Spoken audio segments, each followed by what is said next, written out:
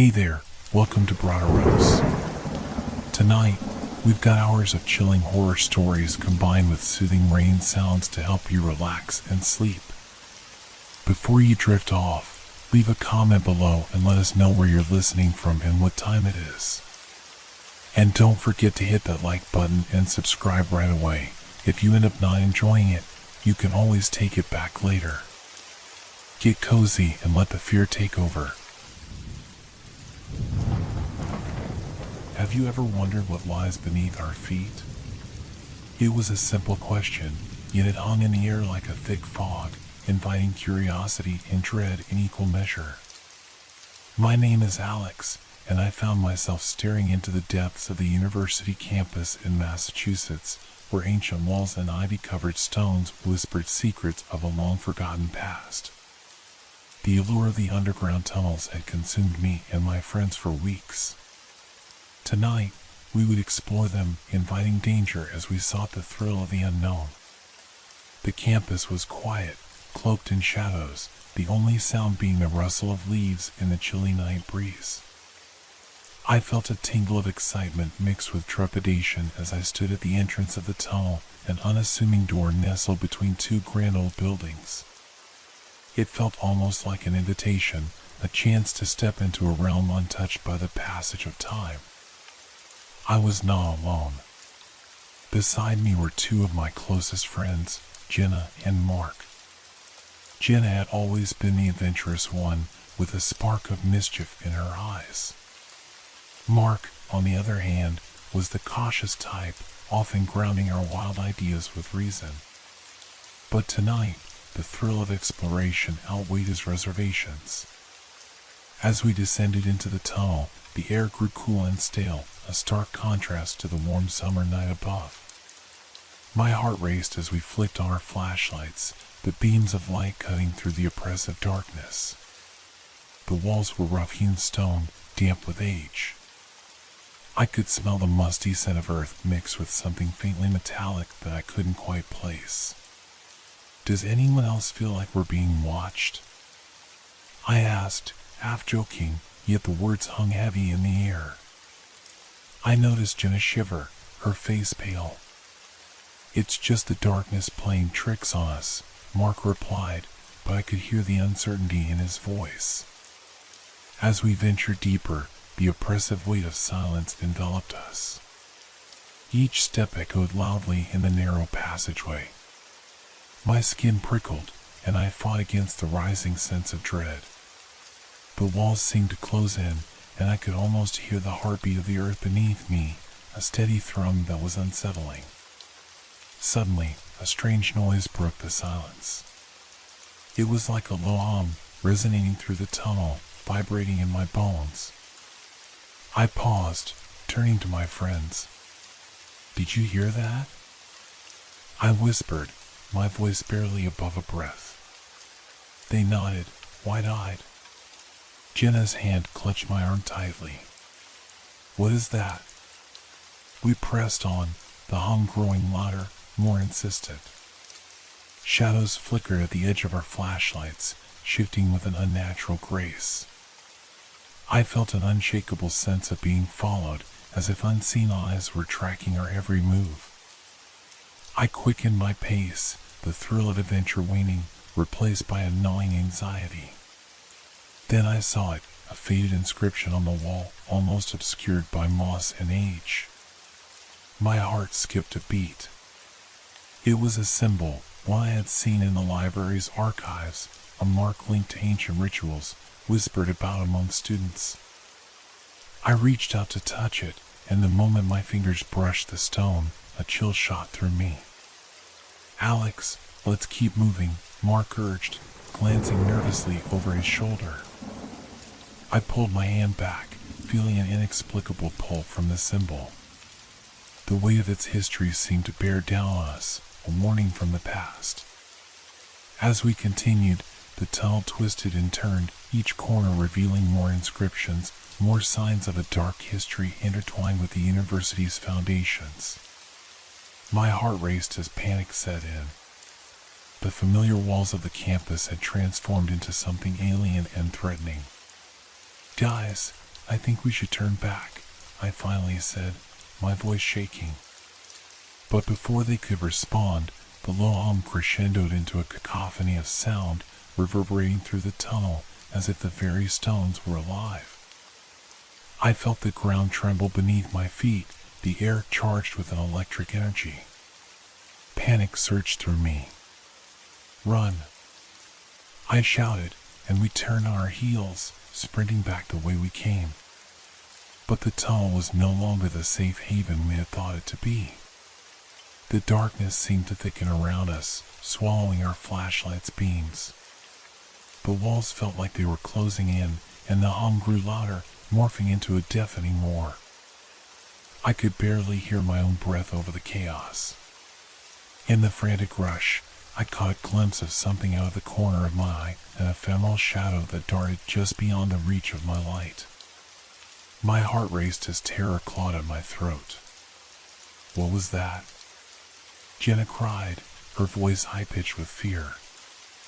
We stumbled over the uneven ground, breathless, fear escalating with each echoing footstep.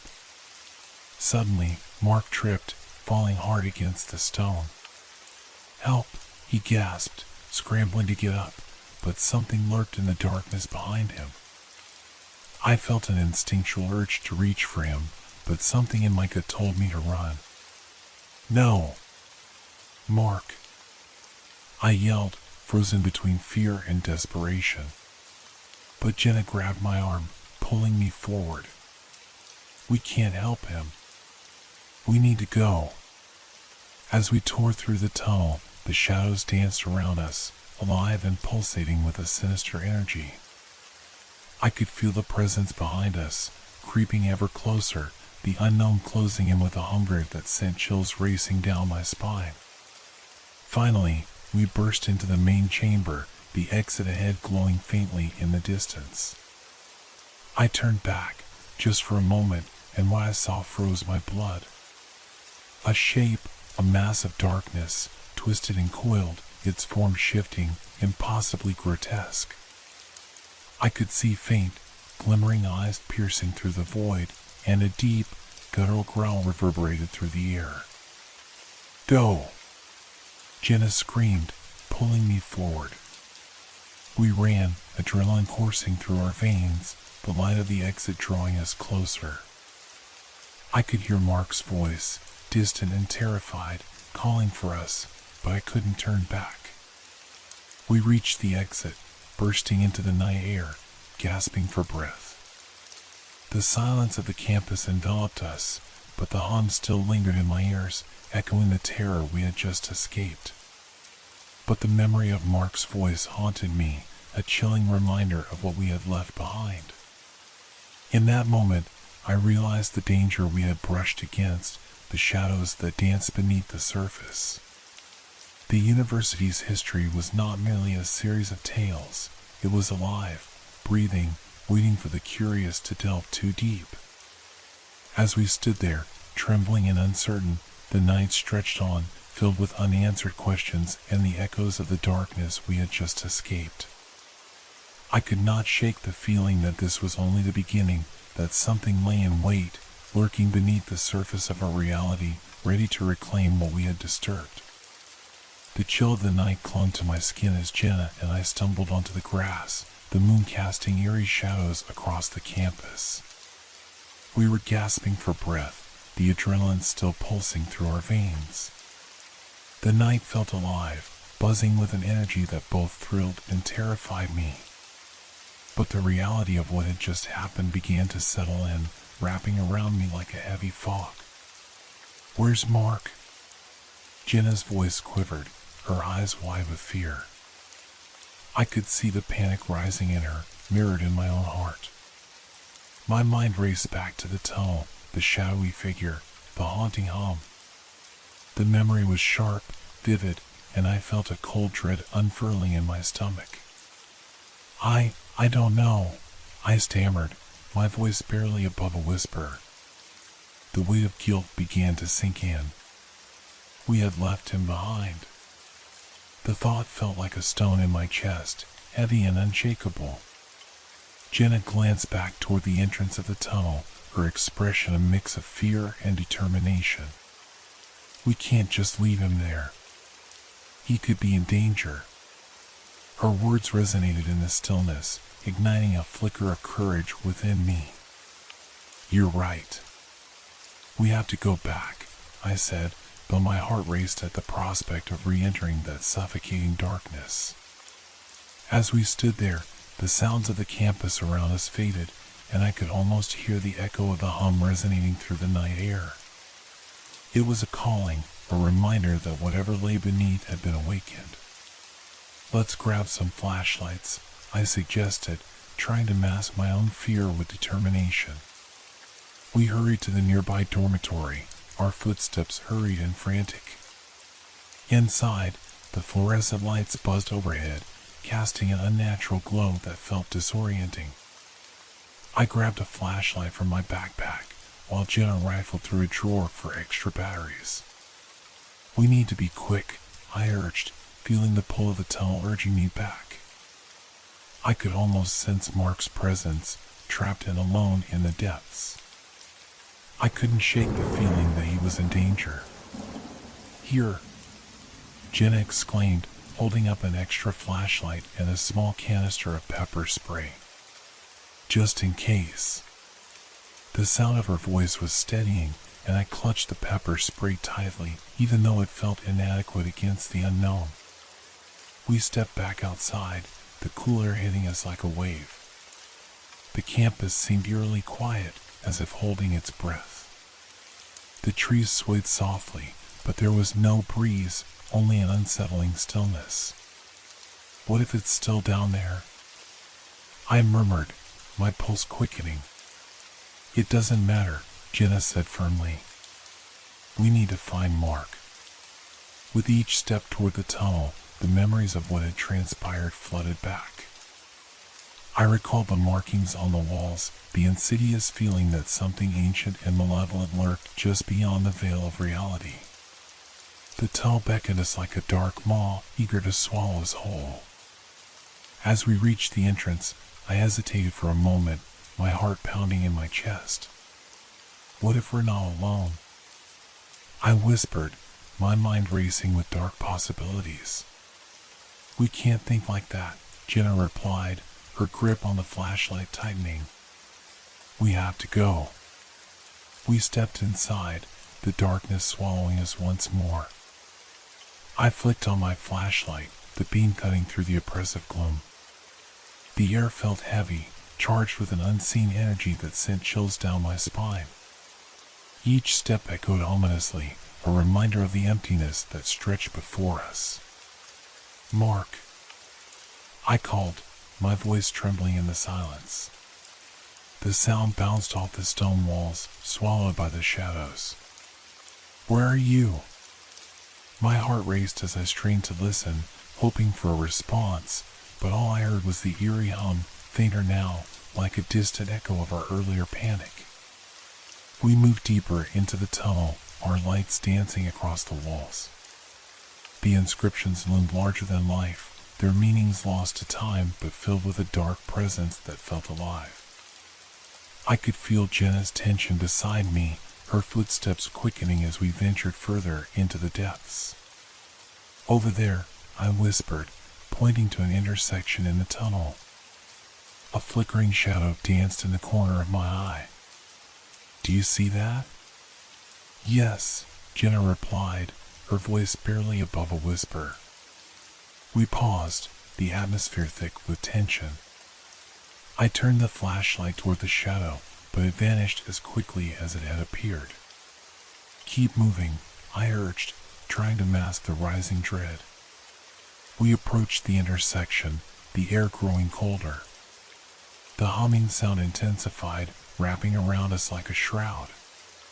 My heart raced as I fought to steady my breath. Mark, I shouted again, louder this time, desperation clawing at my throat. If you can hear us, say something.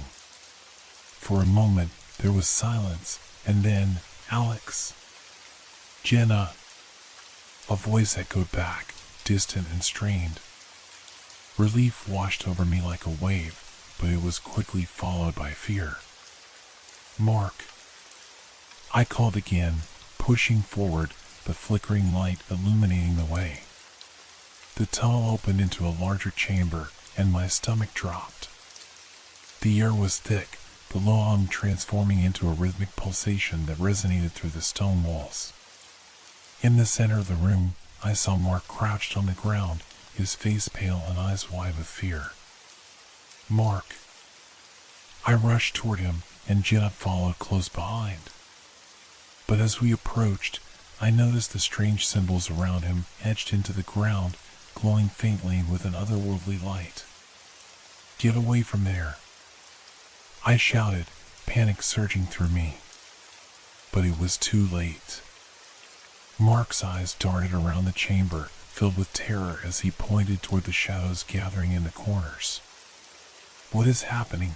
he gasped, looking between us. "I think it's coming back." Before I could respond, the shadows began to shift, coalescing into a form that made my blood run cold. A figure emerged, dark and twisted, its shape flickering like a flame caught in the wind. The room grew colder, the very air trembling with a palpable fear. I felt Jenna's grip on my arm tighten as we backed away slowly, the weight of the moment crashing down on us. The entity's eyes, cold, unfeeling orbs, bore into us, as if it could see into our very souls. "Run!" I screamed, my voice echoing in the chamber. We turned, and the figure surged forward, shadows stretching as if reaching for us. Panic set in as we sprinted back down the tunnel, the darkness closing in behind us. The hum grew deafening, vibrating through my bones, a warning of the danger we had awakened. My heart raced as I felt the presence behind us, urging us to flee. But the tunnel seemed endless, twisting and turning as we ran, the walls narrowing with every step. I could feel the energy shifting, the air heavy with an ancient power that sought to trap us. Finally, we burst into the main passageway, desperate for escape. I glanced back, my heart pounding in my chest. The figure loomed in the shadows, a silhouette against the light, its eyes glowing with a hunger that sent chills down my spine. "Keep going," Jenna shouted, pulling me forward. We dashed toward the exit, the weight of the darkness clawing at our heels. With one final push, we stumbled out into the night air, gasping for breath. The cool breeze felt like a lifeline, but the presence of the darkness lingered in my mind, a reminder of the terror we had just faced. As we collapsed onto the grass, the adrenaline began to fade, replaced by a gnawing fear. We had escaped, but at what cost? Mark was shaken, trembling with shock, and I felt the weight of our decision settle in. "What was that?" he managed to whisper, eyes wide and haunted. I didn't have an answer, and the realization hit me hard. We had stumbled into something far darker than we had anticipated, a mystery rooted deep within the university's past. The shadows of the night loomed around us, and as I looked back toward the tunnel, I couldn't shake the feeling that this was only the beginning. Whatever lay beneath had been disturbed, and it would not rest until it reclaimed what was rightfully its own. The moon hung high in the night sky, casting a silvery glow over the campus, but the eerie atmosphere seemed to linger, wrapping around us like a suffocating blanket. I could still feel the pulse of fear thrumming in my veins, the echo of our desperate flight from the darkness still fresh in my mind. My heart raced as I turned to Mark and Jenna, who were sitting on the grass, their faces pale and drawn. "What just happened?" Mark's voice trembled, barely above a whisper. I could see the confusion and dread swirling in his eyes, a reflection of my own turmoil. "We don't know," I replied, forcing my voice to steady. "But whatever it was, it's connected to those markings in the tunnel. We need to figure out what we're dealing with." Jenna nodded, her brow furrowed in thought. "There has to be some kind of history behind it." Maybe we can find something in the library. The idea of delving deeper into the mystery sparked a flicker of determination within me, even as the shadows of our encounter loomed large. We helped Mark to his feet, and together we made our way toward the library. Each step felt heavy, the night air thick with an oppressive weight. The campus, usually vibrant with life, now felt like a ghost town, every rustle of leaves, every creak of the buildings amplified in the stillness. Inside the library, the familiar scent of aged paper and ink washed over me, but the comforting ambience did little to ease my unease. The fluorescent lights flickered overhead, casting erratic shadows that danced along the rows of books. Jenna led the way to the history section, and we began to scour the shelves, searching for anything that might shed light on the dark presence we had encountered. "Here!" Mark exclaimed suddenly, pulling out an old leather-bound book. Its cover was worn, the title barely legible, but the pages within were filled with ancient texts and illustrations. As we gathered around him, I could see sketches of tunnels, symbols similar to those we had seen, and accounts of strange rituals performed in the depths of the university. "Look at this," Jenna pointed to a passage. "It talks about a cult that once thrived here, worshipping an entity known only as the Watcher. They believed it resided in the tunnels, feeding off fear and darkness." A chill ran down my spine. Feeding off fear? I echoed, the implications of her words weighing heavily on my mind.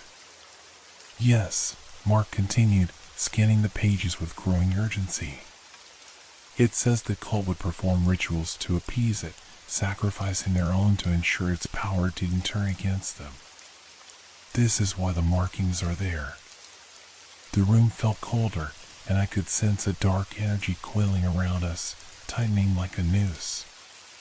But if the cult was disbanded, why is it still here? Why is it watching us? I felt the weight of the unknown pressing on me, the shadows creeping closer. "Maybe it never left," Jenna suggested, her voice trembling. "What if the rituals awakened something that was meant to stay buried?" As the reality of her words settled in, I felt a surge of dread. We had stumbled upon something far more sinister than a mere legend. It was a living nightmare, lurking just beneath the surface of our reality. "We need to find out how to stop it," I said, my voice firm despite the fear clawing at my insides.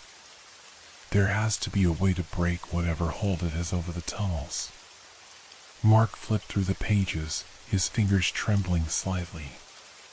"There's a reference here about a way to seal it, something about confronting it with the truth of its existence. We need to go back into the tunnels."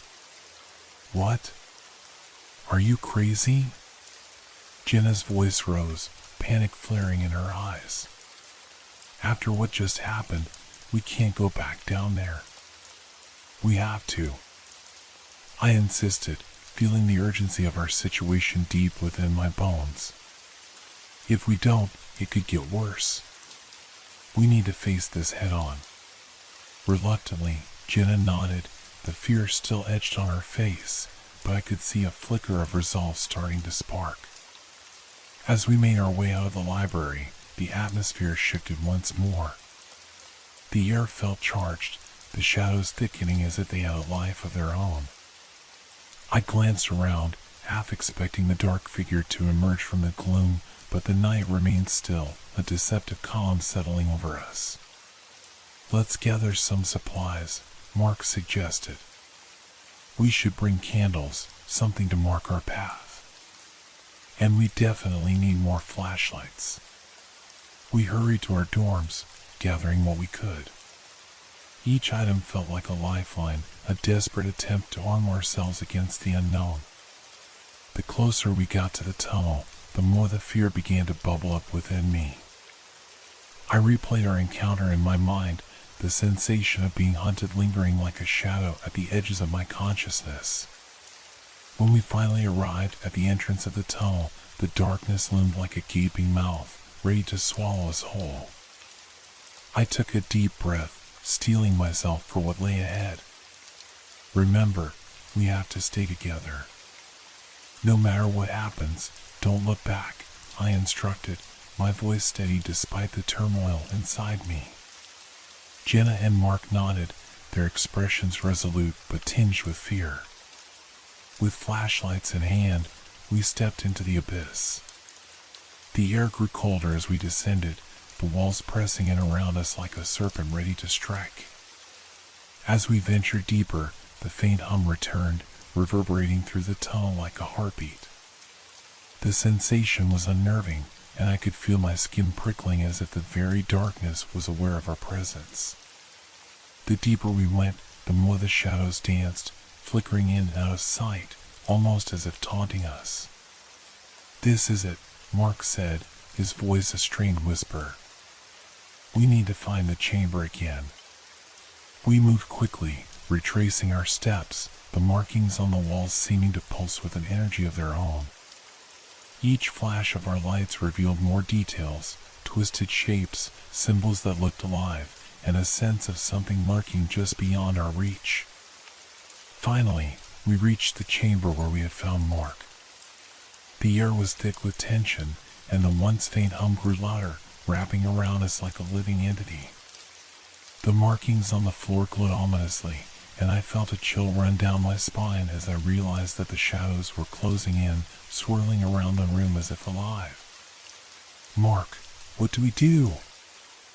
I asked, my voice barely above a whisper, fear gripping me tight. He began to recite the passage from the book, his voice shaky but steady. "To confront the darkness, one must acknowledge the light. Speak the truth, and the shadows will yield." I glanced around, the weight of the moment settling over us like a shroud. "What truth?" I questioned, my mind racing.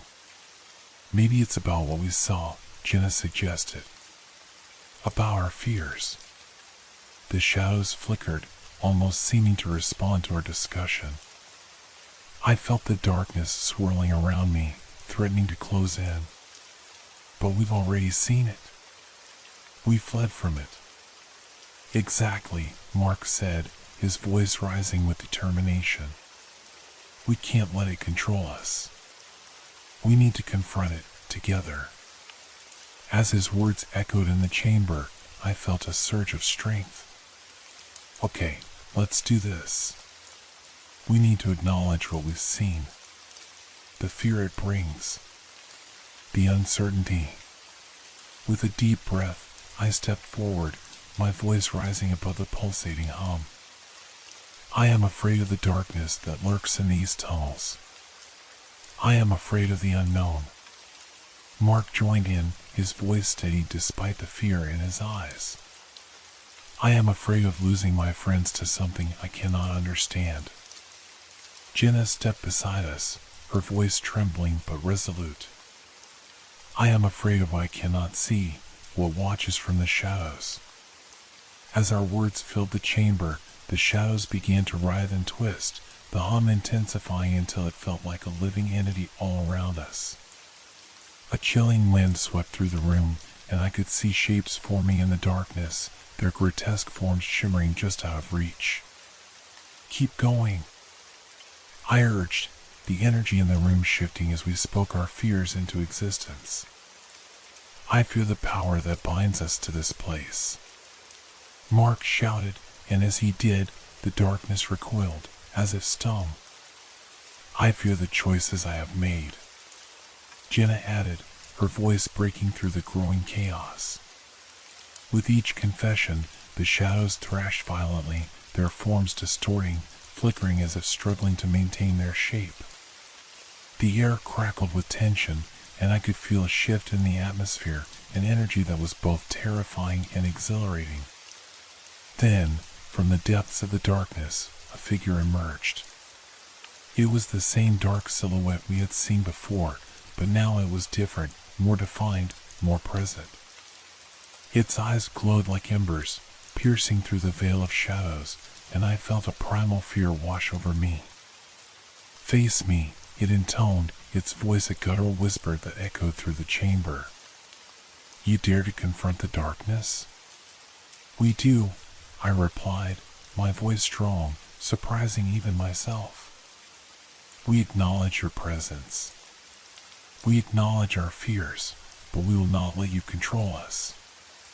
The figure hesitated, and for a brief moment, I saw uncertainty flicker across its features. The shadows around us began to dissipate, retreating like a tide pulled away from the shore. Then you must understand the cost, it replied, its voice a haunting echo that sent shivers down my spine. Fear feeds me, but it also binds me. To conquer me, you must choose to let go of your fear. A wave of realization washed over me, and I felt the weight of the moment pressing down. Let go, I whispered, understanding dawning upon me. Let go of the fear of what we do not understand. The darkness shifted, and the figure began to dissolve, its form flickering like a candle in the wind. Very well, it said, its voice fading into the shadows. You may pass, but know that the darkness will always be watching. As the last echoes of its voice faded, the chamber fell silent. The oppressive atmosphere lifted, replaced by an overwhelming sense of relief. I felt the weight of the shadows begin to lift, the coldness receding as light crept back into the room. We stood there, panting and wide-eyed, the reality of what had just happened settling in. We had faced the darkness and emerged intact, but I could sense that this was not the end. The Watcher had receded, but it would always be lurking in the depths, waiting for the moment we might falter. Did we really do it? Jenna asked, disbelief etched on her face. I think so, I replied, glancing around the chamber, feeling the energy shift to something more hopeful. But we need to keep digging. There's still so much we don't know. As we made our way back through the tunnel, I felt a newfound strength surging within me. We had faced our fears, and while the darkness may always linger, we had learned to confront it together. The shadows had not been vanquished, but they had been challenged. And in that challenge lay the hope that perhaps, one day, we could uncover the truth that lay hidden beneath the surface, the truth that would finally bring peace to the restless spirits of the past. The tunnel stretched out before us, its darkness no longer a looming threat but a silent companion. The weight of our encounter hung in the air, yet a flicker of hope ignited within me. We had faced the Watcher, and while it hadn't vanished entirely, we had wrested a measure of control from its grasp. As we emerged from the tunnel, the cool night air greeted us like an old friend.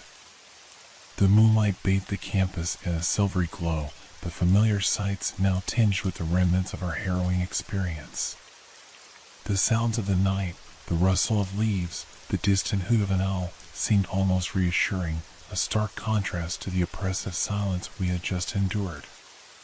We need to regroup, Mark said, his voice steady but laced with exhaustion. Let's head back to my dorm. We can figure out our next steps there. Jenna nodded, but I could see the uncertainty in her eyes. What if it comes back? She asked, glancing over her shoulder as if expecting shadows to rise up behind us. It won't, I replied, attempting to sound more confident than I felt. We confronted it. It knows we're not afraid anymore. Yet, even as I spoke those words, a creeping doubt began to settle in my mind. What if we had merely pushed it away? What if it was biding its time, waiting for the right moment to strike again? The walk to Mark's dorm felt longer than usual, the weight of our recent encounter heavy on our shoulders. The campus, usually bustling with late-night activity, seemed eerily quiet. The lights flickered intermittently, casting odd shadows that danced along the pathways, and I found myself looking over my shoulder more often than not. Once we reached Mark's room, we settled into his cramped space, the familiar clutter of textbooks and clothes offering a semblance of normalcy. I couldn't shake the feeling that our safety was an illusion, a thin veil stretched over an ever-looming darkness. "Let's go over what we learned," I suggested, eager to ground myself in facts rather than fear. Mark retrieved the book from earlier and spread it open on his desk. The pages, filled with aged ink and fragile parchment, seemed to pulse with an energy of their own. "This part," he said, pointing to a section detailing the cult's practices, talks about rituals meant to strengthen the bond between the cult and the Watcher. It mentions something called the offering dot. "What kind of offering?" Jenna leaned in closer, her curiosity momentarily eclipsing her fear. "It doesn't say explicitly," Mark replied, furrowing his brow. "But it hints at sacrifices, something that would bind them to the entity. We need to find out what that means. There must be records somewhere." A shiver ran down my spine. The thought of sacrifices sent waves of nausea through me. "You don't think it's still happening, do you?" I asked, my voice barely above a whisper. "Maybe not in the same way," Jenna offered. "But it's possible that the entity still demands something from its followers." The reality of our situation settled heavily in the room. The Watcher was not merely a figment of legend, it had a history that was woven into the very fabric of the university. "Let's check the archives," I suggested. "There has to be some documentation about the cult and its rituals." Mark nodded, his determination reigniting. "We can go early tomorrow morning. The archives should be less crowded then."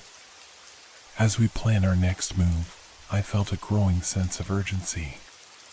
The more we uncovered about the Watcher, the more I realized how much we didn't know. The thought of delving deeper into this dark history both intrigued and terrified me. The rest of the night passed in a blur of anxious chatter and muted discussions. We shared our thoughts, fears, and theories, but underlying everything was a sense of dread, a knowledge that we were about to tread into unknown waters. When dawn finally broke, it painted the sky in hues of orange and pink, a stark contrast to the darkness we had faced. We gathered our supplies, the weight of the moment pressing on our chests. I felt a knot of anxiety settle in my stomach as we made our way to the archives, the air thick with anticipation. The archives were housed in an old building, its stone facade withered and worn. As we entered, the scent of dust and history enveloped us, and I couldn't shake the feeling that we were intruders in a sacred space. Rows upon rows of shelves towered over us, filled with tomes that whispered secrets of the past. We began our search, poring over records and journals, flipping through pages that crackled with age. Hours passed in a blur of research, the flickering fluorescent lights casting long shadows that danced on the walls. "There's got to be something here," Mark muttered, his eyes scanning the spines of books with growing frustration. Finally, Jenna gasped, her finger hovering over a faded ledger. "Look! This talks about the founding of the university and the cult's involvement. It mentions the offering in detail." We crowded around her as she began to read aloud. In the year 1892, the cult performed a ritual to bind the Watcher to the land, offering their most devoted members as a testament of loyalty. This ensured their protection, but it also awakened something dark beneath the surface. A chill settled in my bones as Jenna continued. "It states that the cult members would often disappear, their fate sealed in the darkness of the tunnels. Those who sought to break the bond were met with terrifying retribution." "What does that mean for us?" Mark asked, his voice tense. "It means we need to be careful," I said, trying to mask the fear that gnawed at me. "If the entity is still bound to this place, it won't take kindly to our meddling." Just then, a loud crash echoed through the archives, causing us to jump. We exchanged panicked glances, our hearts racing. "Did you hear that?" Jenna whispered, her eyes wide with fear. Before I could respond, a cold gust of wind swept through the aisle, causing the pages of the ledger to flutter wildly. Shadows danced along the walls, and I could feel a palpable tension thickening the air. "We need to get out of here," Mark urged, his voice strained. As we hurriedly gathered our things, I felt a dark presence enveloping us, a sensation of being watched. My heart pounded in my chest as we rushed toward the exit, the oppressive air seeming to close in around us. When we finally burst out into the daylight, I took a deep breath, feeling the warmth of the sun wash over me. But the relief was fleeting as the weight of our discovery began to sink in. The shadows had not vanished, they were merely waiting for the right moment to strike. "We have to prepare," I said, my voice steadying. "If the Watcher is still tied to this place, we need to find a way to sever that bond. We can't let it continue to thrive on fear." "Agreed," Jenna said, her resolve hardening. "But how do we do that?" "There must be a way to confront the cult's legacy. If we can learn more about their rituals, maybe we can find a way to counteract it," Mark suggested, determination lighting up his features. As we regrouped and formulated a plan, I felt a flicker of hope ignite within me. The path ahead would be treacherous, but we were no longer just students seeking answers. We were a team, united against the shadows that threatened to consume us. As we walked back toward the heart of the campus, the sun dipped lower in the sky, casting long shadows that stretched ominously across the ground. The darkness was not done with us yet, but we would not let it claim us without a fight. We would uncover the truth, face the echoes of the past, and, in doing so, confront the darkness that lurked just beneath the surface. The sun set behind the ancient buildings of the campus, casting long shadows that twisted and curled like dark fingers reaching for us. As we walked, the air felt charged, alive with an unsettling energy. I couldn't shake the feeling that we were being watched, as if the very walls held their breath, waiting for our next move. Once back in Mark's dorm room, we spread out our notes and the aged ledger that Jenna had found. The small space felt cramped, filled with our anxious energy as we flipped through pages and shared our thoughts. I noticed the shadows in the corners of the room seemed to deepen, an unsettling reminder of the darkness we were confronting. "Okay," I began, trying to focus despite the gnawing anxiety in my gut.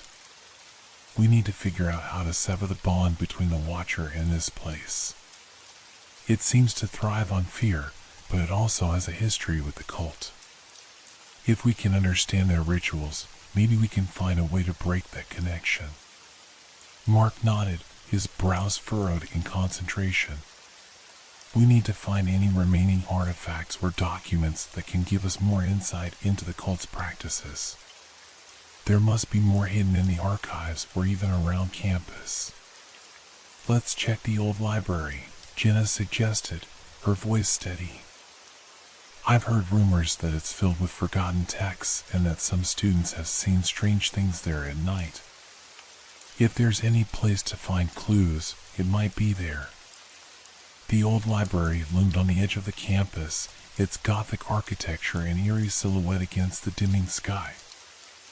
I could almost hear the whispers of the past echoing in the wind as we approached.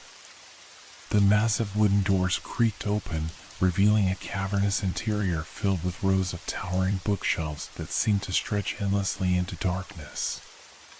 As we stepped inside, the musty scent of old paper enveloped us. Flickering lights cast strange shadows that danced along the walls, and I couldn't help but feel a shiver run down my spine. The atmosphere felt thick, as if the air itself was saturated with secrets waiting to be uncovered. "Let's split up," I suggested, trying to sound confident despite the anxiety tightening in my chest. "We can cover more ground that way." We each grabbed flashlights, the beams slicing through the dimness as we began to navigate the labyrinth of shelves. I wandered deeper into the library, the silence weighing heavily on me. The further I ventured, the more the shadows seemed to pulse, as if they were alive and aware of my presence. I pulled a few books from the shelves, flipping through the yellowed pages filled with dust and cobwebs. Most were old texts on local history, but one caught my eye, The Cult of the Watcher, a historical analysis. My heart raced as I opened it, skimming through passages that detailed the origins of the cult and its practices. The cult believed the Watcher was a guardian of the hidden knowledge. I read aloud, my voice echoing in the quiet space. They performed rituals to appease it, hoping to gain insight into the unseen world. Just then, I heard a rustling sound from the aisle nearby, and my heart leaped into my throat. "Jenna? Mark?" I called out, but the only response was silence. I took a deep breath, forcing myself to stay calm as I crept toward the noise. The flashlight flickered ominously, casting erratic beams of light that danced across the walls. As I rounded the corner, I caught sight of a shadow moving swiftly out of my line of sight. My instincts kicked in, and I followed, adrenaline coursing through me. "Hello?" I called again, my voice wavering slightly. "Is someone there?" The shadows seemed to thicken around me, an oppressive presence that made the hair on the back of my neck stand on end. I quickened my pace, determined to catch up to whatever had startled me. As I turned another corner, I nearly collided with a stack of books that had inexplicably fallen to the floor. "Guys!" I shouted, panic rising in my chest. "Where are you?" Just then, Mark appeared from a nearby aisle, his face pale and wide-eyed. "I thought I heard you. What's going on?" "I heard something. Someone else is here." I glanced around, my heart racing.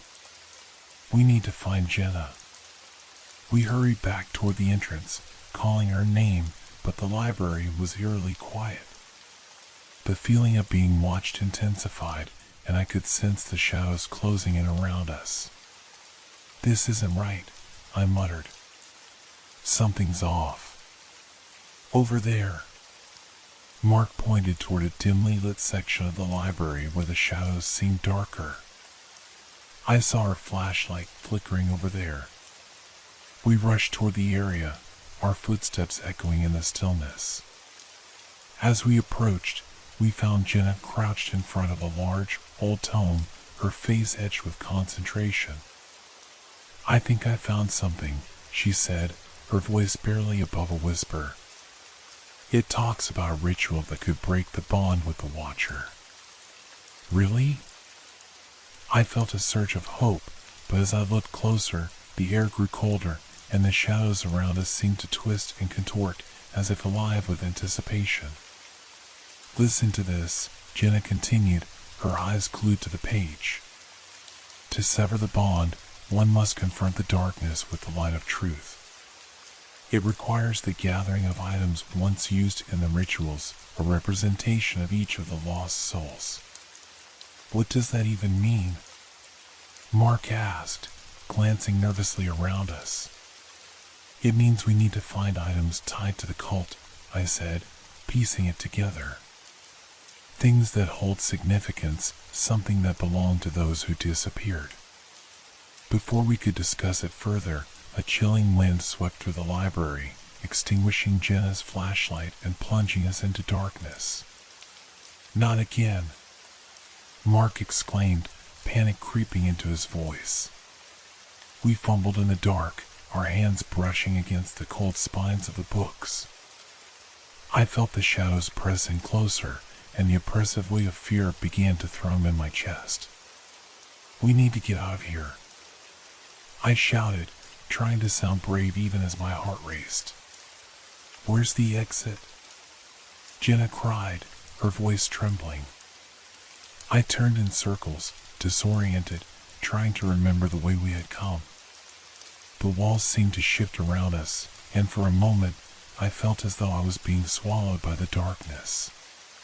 Just then, a flicker of light appeared at the edge of my vision, and I seized upon it like a lifeline. "Over there!" I yelled, sprinting toward the faint glow. As we rushed toward the light, I could hear whispers in the shadows, taunting us, urging us to turn back. "Keep moving!" I shouted, feeling the panic surge within me. The shadows clung to us, pulling our clothes, as if trying to drag us into their depths. Finally, we burst through the library doors into the cool night air. We stood outside, gasping for breath, the weight of our fear slowly lifting. "What just happened?" Jenna panted, glancing back at the looming structure. "I don't know," I admitted, my voice shaky. "But we need to regroup and plan our next move. We can't let fear control us. We have to confront this." As we huddled together, the shadows of the library loomed behind us, a constant reminder of the darkness that awaited. The journey ahead would be fraught with danger, but we had taken the first steps toward uncovering the truth. "We'll find the items," I vowed, determination flooding my veins. "We'll face the Watcher together. We won't let the past consume us." With our resolve strengthened, we began our search anew, the path to the truth stretching out before us like an uncharted territory. And as the stars flickered in the night sky above, I knew that our battle against the darkness had only just begun.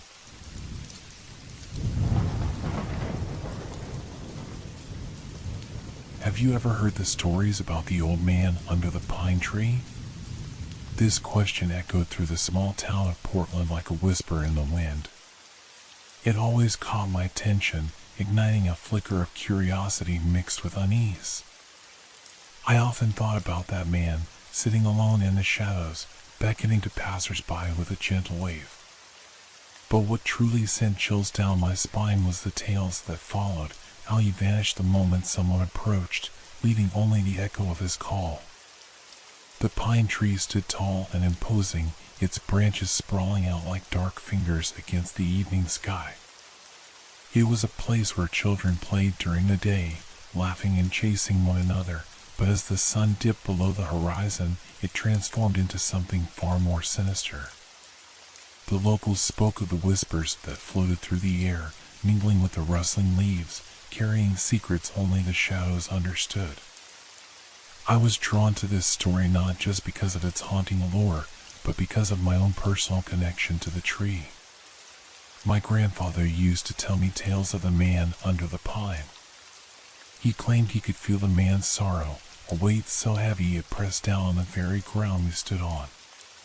My grandfather said he had seen him once, a fleeting glimpse of a frail figure draped in shadows, eyes glinting with a mix of longing and despair. It was an image that haunted my dreams. One crisp autumn evening, curiosity got the better of me.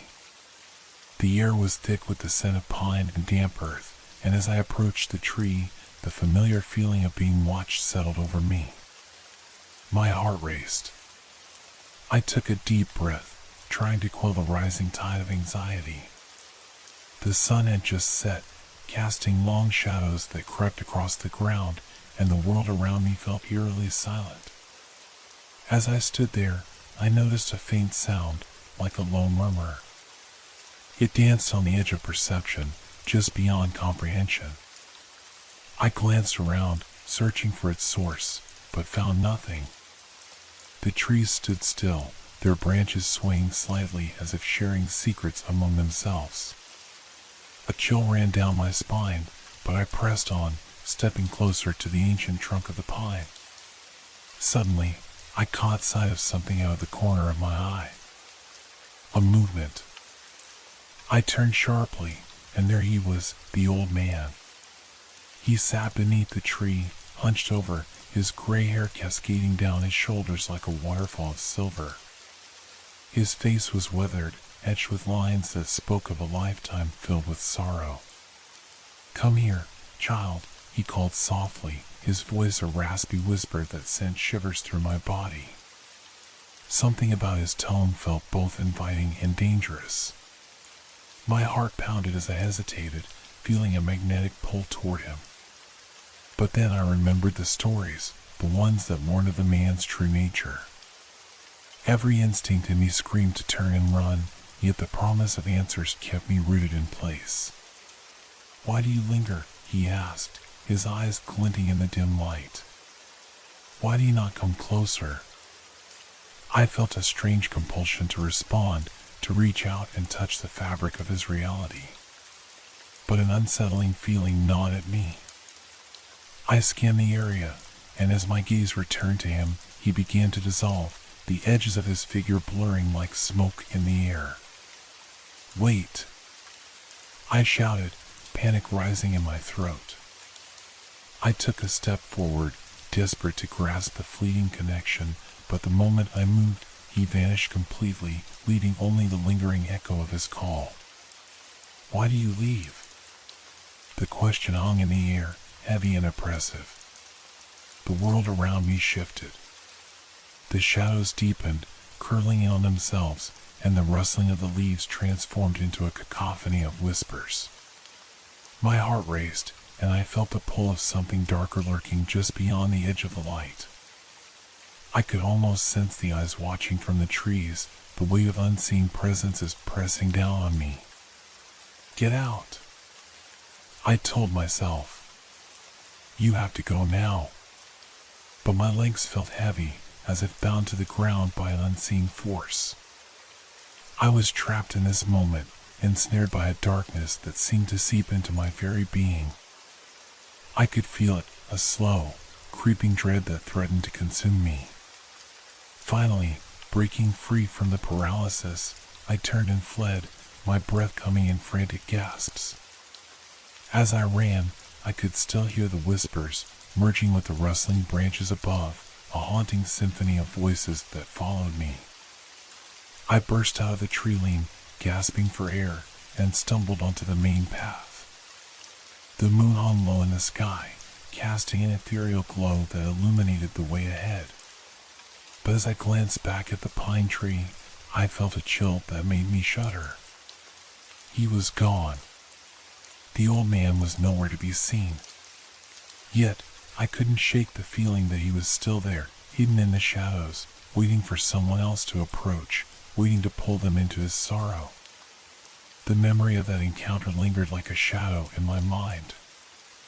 I had escaped physically, but the psychological grip of that moment haunted me.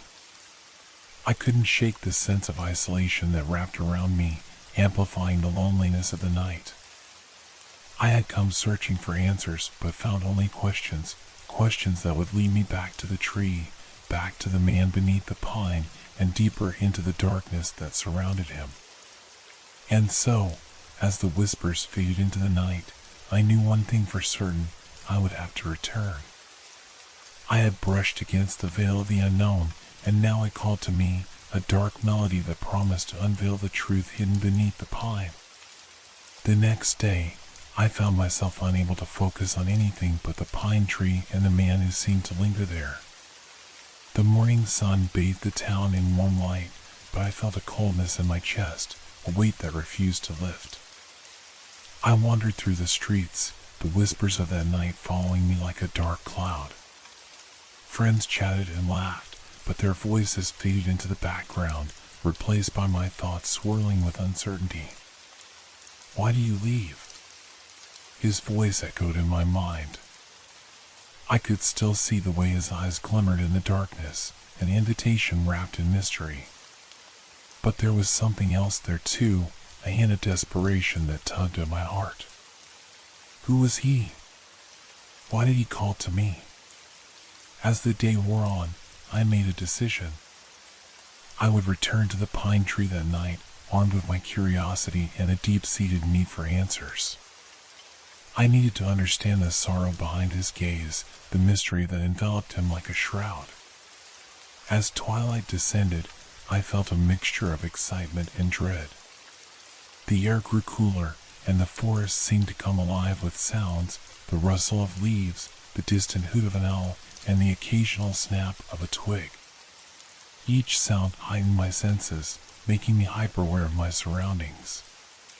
The path to the tree felt longer than before, every step weighed down by an unshakable feeling of being watched. When I finally reached the clearing, the pine stood tall, its silhouette dark against the fading light. A chill ran through me as I stepped closer, my heart pounding in my chest. I could almost hear the whispers of the trees, urging me to turn back. But I pressed on, the desire for understanding pulling me forward. "Hello?" I called into the gathering darkness, my voice trembling slightly. The word felt small and fragile against the vastness of the woods. "Is anyone there?" Silence hung in the air for a moment, and then I heard it, a soft rustling, like the sound of fabric moving in the wind. My heart skipped a beat, and I squinted into the dimness, searching for any sign of life. But there was nothing, just the towering pine and the shadows it cast. I took a deep breath, steeling myself. "I know you're here," I said, my voice stronger this time. "Please, I just want to talk." The air felt thick, and the temperature dropped. A sense of foreboding washed over me, but I was determined to face whatever lay ahead. And then, as if summoned by my words, he appeared. The old man emerged from the shadows, his figure more defined this time. His hair, white and wispy, framed a face marked by time and grief. He looked at me, and for a moment, the world around us faded. I could see the depth of his sorrow in his eyes, a sadness that resonated with my own. "Child," he spoke softly, the gravel in his voice sending chills down my spine. "You should not be here." "Why?" I asked, my curiosity outweighing my fear. "Why do you call to people? What do you want from us?" He hesitated, a flicker of something, regret, perhaps, crossing his face. "I wait for someone," he said, his voice trembling. "Someone I lost long ago. I thought they would return." The weight of his words hung heavily in the air. "Who?" I pressed, desperate to uncover the truth. "My grandson," he replied, his voice breaking. "He disappeared in these woods many years ago. I come here every night, hoping to see him again." My heart ached for him. The pain in his voice was palpable, a raw wound that had never healed. "I'm so sorry," I said, my empathy spilling over. "But maybe you should let go?" He shook his head, the movement filled with determination. "I cannot. He is part of me, and if I let go, I fear I will lose myself entirely." The shadows around us thickened, and the whispers returned, swirling like a storm in my mind. There was something in his eyes that tugged at my heart, but a growing sense of dread clawed at me.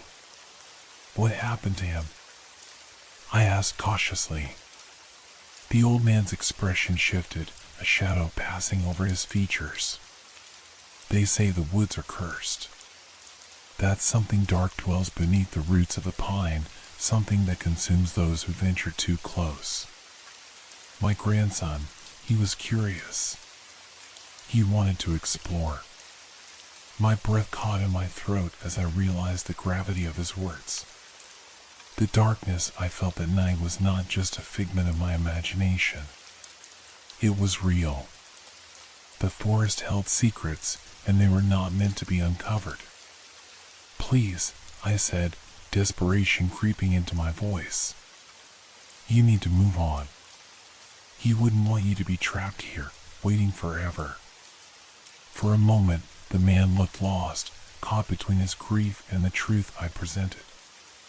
Then, the moment shattered like glass. The shadows around him twisted and writhed, and the whispers grew louder, more insistent. "Leave this place," he shouted suddenly, his voice rising in panic. "You must go. It is not safe here."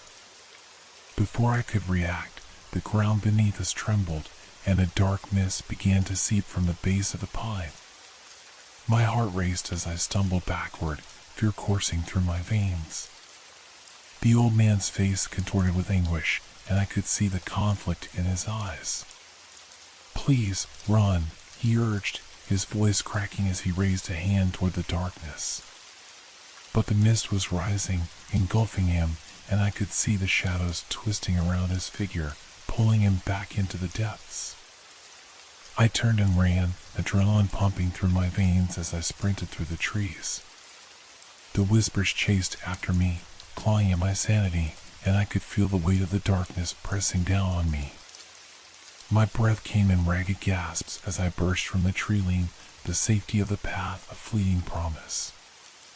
As I stumbled into the open, I turned to look back one last time. The pine tree loomed large in the moonlight, and I could see the dark mist swirling around it. The old man was gone, swallowed by the shadows, and the echoes of his sorrow lingered in the night air. I had uncovered a piece of the mystery, but at what cost? The woods held their secrets tight, and now I was marked by the encounter. I had to warn others, to share what I had learned.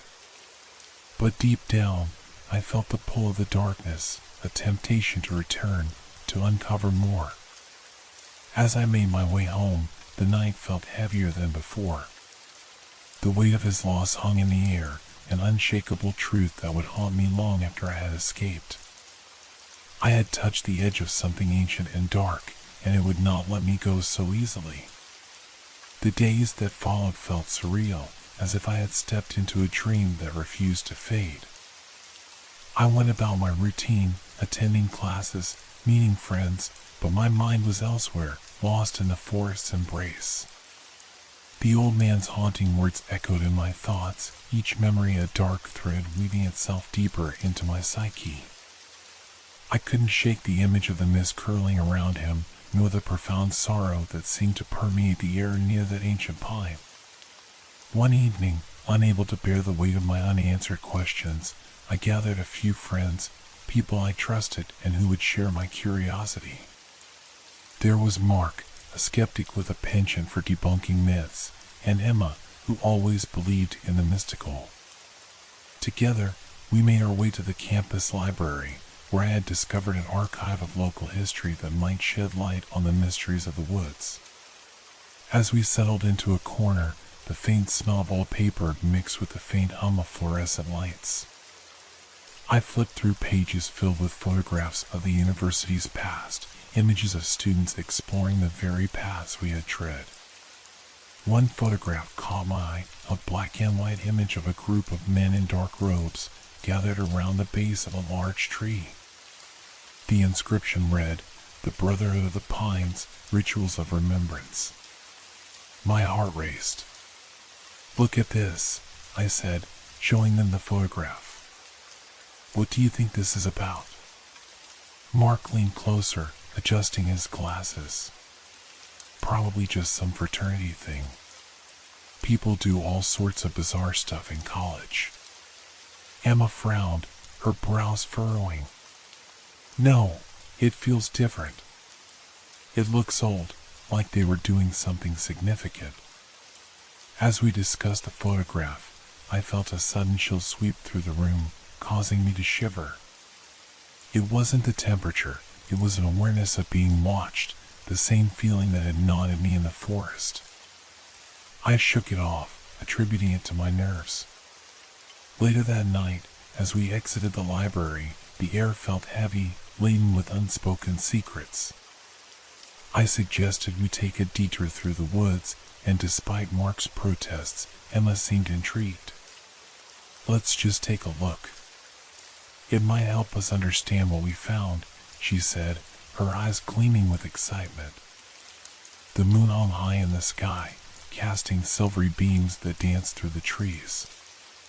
As we walked deeper into the forest, the sounds of the campus faded away, replaced by the whispers of the wind rustling through the branches. I could feel the anticipation bubbling inside me, mixed with an undercurrent of fear. "Do you hear that?" Mark asked suddenly, halting in his tracks. I strained my ears, and for a moment it was silent. But then, a distant sound emerged, a low, rhythmic thumping that pulsed through the ground. It was faint but unmistakable, like a heartbeat echoing through the trees. My heart raced at the thought of returning to the clearing where I had encountered the old man. "Let's check it out," I urged, a mix of dread and curiosity propelling me forward. Mark hesitated, but Emma took my hand, her grip firm and reassuring. Together, we pushed through the underbrush, following the sound. The clearing came into view, and my breath caught in my throat. The pine tree stood as a sentinel against the night, its branches swaying slightly as if responding to some unseen force. But something else was different. Shadows danced around its base, swirling and flickering as if alive. "What is happening?" Mark whispered, his bravado waning. "I don't know," I replied, my voice barely a whisper. I felt drawn to the tree, the heartbeat growing louder with every step. Emma's hand slipped from mine as she stepped forward, her curiosity overtaking her fear. "Wait!" I called out, but it was too late. She approached the edge of the shadows, her eyes wide with wonder.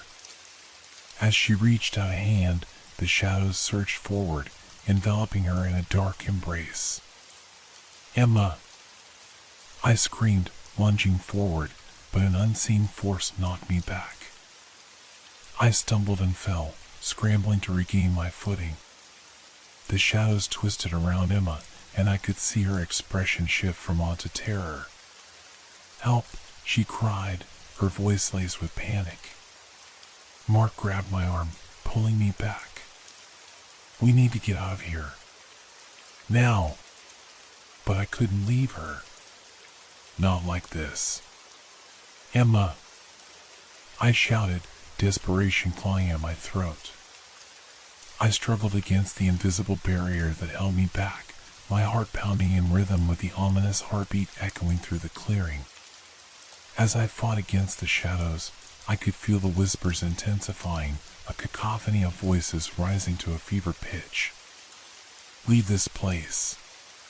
You don't belong here," they seemed to chant, the words echoing in my mind. In that moment of chaos, I remembered the photograph, the Brotherhood of the Pines. Something was happening here, something that bound the shadows to this place. I had to find a way to free Emma, to break whatever hold the darkness had over her. "Emma, focus on my voice," I yelled, forcing myself to stand tall. "You have to fight. You are stronger than this." I could see her struggling against the shadows, her features twisting in fear. "I can't. It's too strong. No. You have to believe. Think of the times we've had, the things we've achieved together. Remember who you are." Her eyes locked onto mine, a flicker of recognition breaking through the haze. The shadows hesitated, wavering for just a moment. I seized the opportunity, pushing forward, summoning every ounce of strength I had left. With a surge of determination, I reached out, grasping her hand. The shadows roared in protest, but together we pulled against them, fighting the darkness with the light of our shared memories. "Hold on!" I shouted, pulling with everything I had. The shadows writhed, but Emma's grip strengthened, her resolve returning. Slowly, we began to break free, the darkness losing its grip on her. With one final tug, we burst from the shadows, falling backward into the moonlight. The heartbeat faded, replaced by the soft rustle of leaves and the distant call of an owl. We lay on the forest floor, gasping for breath, the cold night air wrapping around us like a comforting blanket. Mark rushed to our side, his face pale with fear. "Are you okay?" he asked, looking from Emma to me, relief washing over his features. "I think so," Emma panted, still shaken but slowly regaining her composure. What was that?" "I don't know," I admitted, my heart still racing. But we need to get out of here. This place, it's not safe. As we rose to our feet, I glanced back at the pine tree. The shadows had receded, but I could still feel their presence lingering in the air, a reminder of the darkness that dwelled beneath. We hurried away from the clearing, the whispers fading into the background as we made our way back to the path. But deep inside, I knew this was not the end. The forest held secrets, and I had only scratched the surface. As we reached the edge of the woods, a thought settled in my mind, chilling me to the core. The old man was waiting for someone, and now I couldn't help but wonder if that someone was me. The campus felt different in the days that followed our harrowing experience in the woods. Each corner I turned, every shadow that flickered in the periphery of my vision, reminded me of the darkness we had faced. I could hardly focus on my classes. The haunting image of Emma engulfed in shadows replayed in my mind like a broken record. Emma seemed changed too. While she forced smiles and joined in conversations, her laughter lacked its usual warmth. She often stared off into the distance, lost in thoughts that I couldn't reach. Mark was the same, a mixture of concern and disbelief clouding his demeanor. "It's just a story," he insisted, trying to brush off our encounter, but I could see the tremor in his hands and the tightness around his eyes. One evening, I found myself alone in my dorm room, a book sprawled open in front of me. I was supposed to be studying, but the words blurred together as my thoughts spiraled back to the Brotherhood of the Pines. I picked up my phone and sent a message to Emma, suggesting we meet at our favorite cafe to talk. I needed to understand what had happened and what we could do next. As I made my way to the cafe, the sun dipped below the horizon, casting long shadows across the cobblestone paths.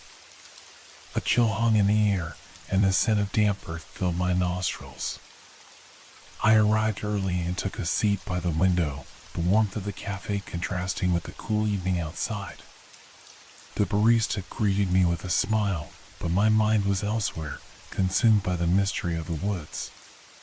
When Emma arrived, her eyes were still clouded, and I could see the remnants of fear etched on her face.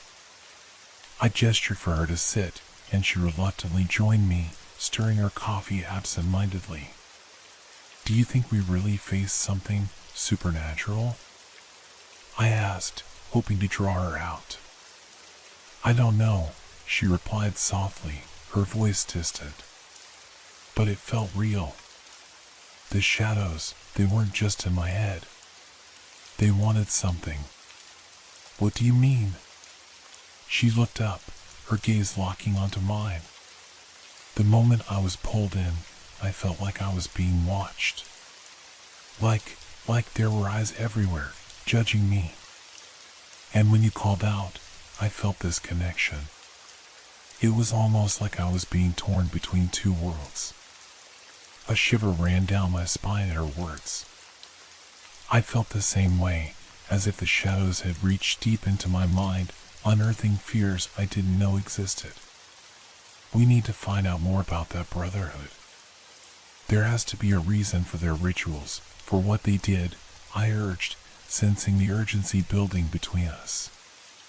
Emma nodded, determination flickering in her eyes. "Let's go back to the library.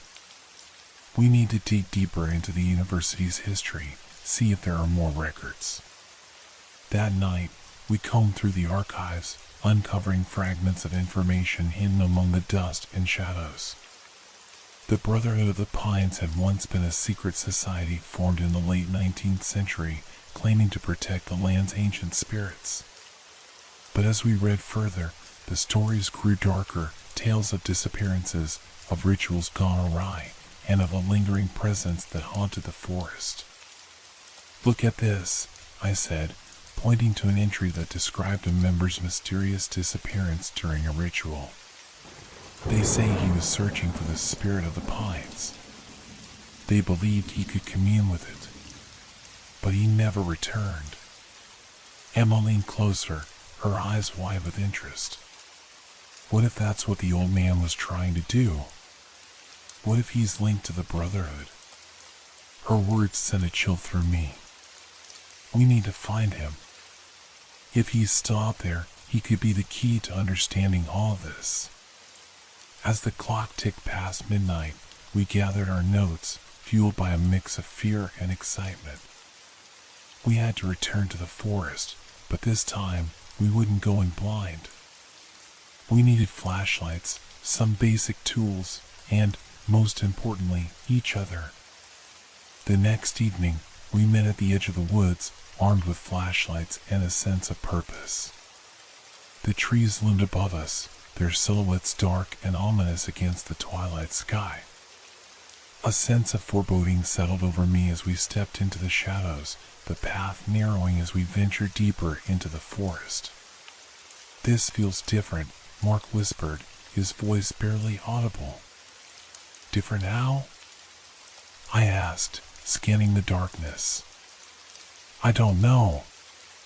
It's like the air is heavier, charged with something." We moved forward, the beam of our flashlights slicing through the thick darkness, illuminating the underbrush. I felt the pulse of the forest around us, the low hum of life hidden in the shadows. But it was the silence that unsettled me most. It was as if the woods were holding its breath, waiting for something. "Remember," I said, glancing at my friends, "stay close. We can't let whatever happened last time catch us off guard." As we approached the clearing, the familiar sight of the old pine greeted us, but the atmosphere felt thicker, charged with tension. I could see the spot where Emma had been ensnared by the shadows, the ground still bearing the imprint of our fear. "Over there," I pointed, my voice low. "That's where we should start." We moved cautiously, and as we reached the base of the tree, I noticed something glimmering in the dirt, an old, rusted medallion, its surface etched with strange symbols. I knelt to examine it, feeling an inexplicable pull towards it. "What did you find?" Emma asked, her voice tense with anticipation. "I think it's part of their rituals," I replied, brushing off the dirt. The symbols seemed to shift under the light, swirling into patterns I couldn't quite decipher. "If we can decipher these, it might lead us to the old man." Suddenly, the wind picked up, howling through the branches, and I felt a chill sweep through the clearing. The shadows around us stirred, as if awakening from a deep slumber. My heart raced as the realization hit me. We were not alone. "Do you feel that?" Mark whispered, his voice trembling. Before I could respond, a deep rumble echoed through the ground, shaking the very roots of the trees. The shadows grew thicker, swirling around us like a living entity, and in the center, a figure began to emerge, the old man, his features shrouded in darkness, eyes glimmering with an otherworldly light. "You have come to seek the truth," he said, his voice resonating through the air like a distant thunder. "Who are you?" I asked, my voice steady despite the fear coursing through me. "I am a keeper of the forest's secrets, bound to this place for eternity," he replied, stepping closer. "But you must choose, seek the light, or embrace the shadows." I felt Emma's hand clutch mine, a mix of fear and determination coursing through us. The medallion grew warm in my palm, the symbols seeming to pulse with a life of their own. "What does that mean?" I asked, my heart pounding. "The forest remembers," he said cryptically, glancing at the medallion. "Those who have come before you left their marks. Will you carry on their legacy, or will you turn away?" The shadows closed in around us, swirling faster, their whispers rising to a deafening crescendo. I could feel the weight of their presence, their history mingling with mine, and in that moment, I understood. The choice was ours to make. With a deep breath, I stepped forward, the medallion glowing brighter. "We choose to understand." We choose to confront whatever darkness lies ahead. The old man smiled, a mixture of pride and sadness in his eyes. Then prepare, for the path will not be easy. The shadows are not just enemies, they are echoes of the past. To move forward, you must face what lies behind. As the forest rumbled around us, I felt a surge of energy flow through me. Whatever was waiting in the depths of the woods, we would confront it together. And maybe, just maybe, we would uncover the truth behind the Brotherhood of the Pines. But in that moment, I also felt a nagging dread. Something in the depths of the forest was watching, waiting for us to make our next move. The battle had only just begun. The forest around us seemed to hold its breath, the air thick with anticipation. The old man's presence was both a comfort and a source of unease, and I could feel Emma's grip tighten on my hand. The medallion pulsed gently in my palm, a constant reminder of our newfound purpose. "What do we do now?" Mark asked, his voice barely above a whisper, as if speaking too loudly might shatter the fragile tension. The old man tilted his head slightly, studying us with eyes that glowed like embers in the night. "You must enter the heart of the forest, where the boundaries between the past and present blur. There, the truth will be revealed." His voice was a deep rumble, echoing off the trees, sending chills down my spine. "Is it safe?" Emma questioned, her voice laced with doubt. "What if we encounter the shadows again?" "The shadows are manifestations of fear, of the pain left unaddressed," he replied solemnly. "To confront them is to confront your own truths. Only then can you hope to break their hold." I looked at Emma and Mark, seeing the fear mirrored in their expressions, but also a flicker of determination. We had come this far, and I felt a surge of resolve. "We can't turn back now," I said, my voice firm. "We need to face this together." With a slow nod, the old man gestured for us to follow. As we stepped deeper into the woods, the path twisted and turned, shadows dancing at the edges of our flashlights. The sounds of the forest changed. The rustle of leaves and the chirping of crickets gave way to an eerie silence, as if the very trees were watching our every move. As we walked, I couldn't shake the feeling that something was lurking just beyond our sight. The shadows seemed to stretch longer, creeping closer, and I felt a knot tightening in my stomach. Every instinct screamed for me to turn back, but I pressed forward, knowing that retreating would only deepen the mystery. We arrived at a clearing bathed in moonlight, the trees encircling us like ancient sentinels. In the center lay a large stone altar, covered in moss and etched with the same symbols as the medallion. It looked as if it had been waiting for us, a relic of the past eager to reveal its secrets. "This is it," the old man said, stepping aside to allow us a closer look. Here, the rituals of the Brotherhood were performed. It is a place of power, where the veil is thinnest. Emma stepped forward, kneeling beside the altar. "What do we need to do?" she asked, her voice barely above a whisper. "Place the medallion upon the stone," the old man instructed. "It will unlock the memories hidden within. But be prepared, what you uncover may not be what you wish to find." Taking a deep breath, I approached the altar and set the medallion down. As soon as it touched the surface, the air around us crackled with energy. The symbols began to glow, pulsating in rhythm with my heartbeat, illuminating the clearing in an otherworldly light. Suddenly, images flooded my mind, fragments of the past played out like a twisted film. I saw the Brotherhood members, cloaked figures standing around the altar, chanting in a language that felt ancient and powerful. Their faces were obscured, but the intensity of their devotion was palpable. The vision shifted, and I found myself standing on the edge of the woods, watching as a young man, a member of the Brotherhood, was pulled into the shadows. His cries echoed through the clearing, mingling with the laughter of his peers, a haunting reminder of the darkness that had consumed him. "Stop!" I shouted, my heart racing. What happened to him? But the vision continued, revealing glimpses of rituals gone awry, of members losing themselves to the shadows they sought to control. The laughter turned to screams, the energy shifting from reverence to chaos. The forest itself seemed to twist, the trees groaning under the weight of forgotten sins. "Make it stop!" Mark cried out, clutching his head. "This is too much." The old man stepped forward, his voice steady amidst the turmoil. "You must confront this together. Only then can you break the cycle." With every ounce of strength, I focused on the vision, seeking the truth beneath the layers of fear. "What do we have to do?" I asked, desperate for answers.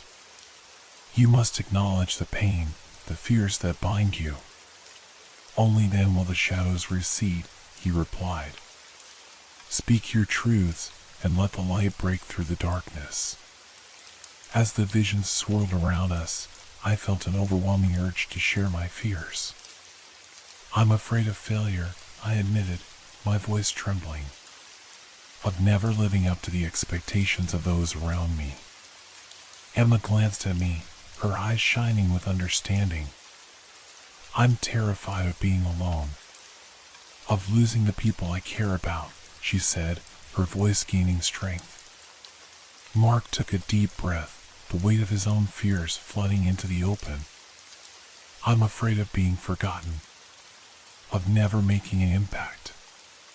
As we spoke, the shadows around us began to shift, as if responding to our confessions. The energy crackled with intensity, and I felt the medallion beneath my palm grow warm, radiating a light that pushed back against the encroaching darkness. With each word, each truth we shared, the shadows shrank, their whispers fading into silence. I could feel the presence of the old man growing stronger, the weight of the past lifting as we released our fears into the night. Suddenly, the visions shifted once more, revealing a scene of light. The Brotherhood members, now unmasked, stood together, their faces filled with determination rather than fear. They were not just lost souls, they were people who had faced their demons and emerged stronger. As the last vestiges of darkness melted away, I realized that the old man was no longer a figure of dread but a guardian of the forest, a guide who had watched over the land for centuries. "You have broken the cycle," he said, his voice resonating with warmth. "The shadows will no longer hold sway over you, nor will they trap others in their grasp." We stood together, breathless, the clearing now transformed. The moonlight illuminated the altar, and the weight of the past seemed to dissipate. The forest around us felt alive, vibrant, as if it were breathing anew. But as I turned to leave, a sudden chill swept through the air, and a shadow flickered at the edge of my vision. My heart raced as I looked back at the old man. What was that? "The past will always leave echoes," he replied, a knowing look in his eyes. "But now you have the power to shape your future. Use it wisely." With that, he stepped back into the shadows, and for a moment, I felt an urge to follow. But I knew the journey was ours to complete. We had faced the darkness together, and now we would carry the light with us. As we made our way out of the forest, I felt lighter, unburdened by the fears that had once held me captive. The laughter of the night echoed around us, and as we stepped back onto the familiar path, I turned to my friends. "We did it," I said, a smile breaking across my face. "We faced the shadows, and we're stronger for it." But deep down, I couldn't shake the feeling that the journey was far from over. The echoes of the past might have been silenced for now, but the forest still held its secrets, waiting to be uncovered. And I knew that our bond, forged in the crucible of fear and truth, would lead us to whatever lay ahead. The night was dark, but together we would find our way.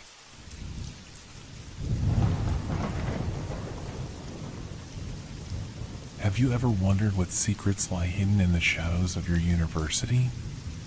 The question echoed in my mind as I stood before the imposing entrance of the library. The evening sun cast long shadows across the brick facade, giving the building an air of mystery. I was a graduate student in psychology, often lost in my thoughts, and that day was no different. I had been asked to help organize the library during its renovation, but I never expected to stumble upon something so disturbing. As I walked through the towering shelves filled with dusty tomes, a sense of unease washed over me.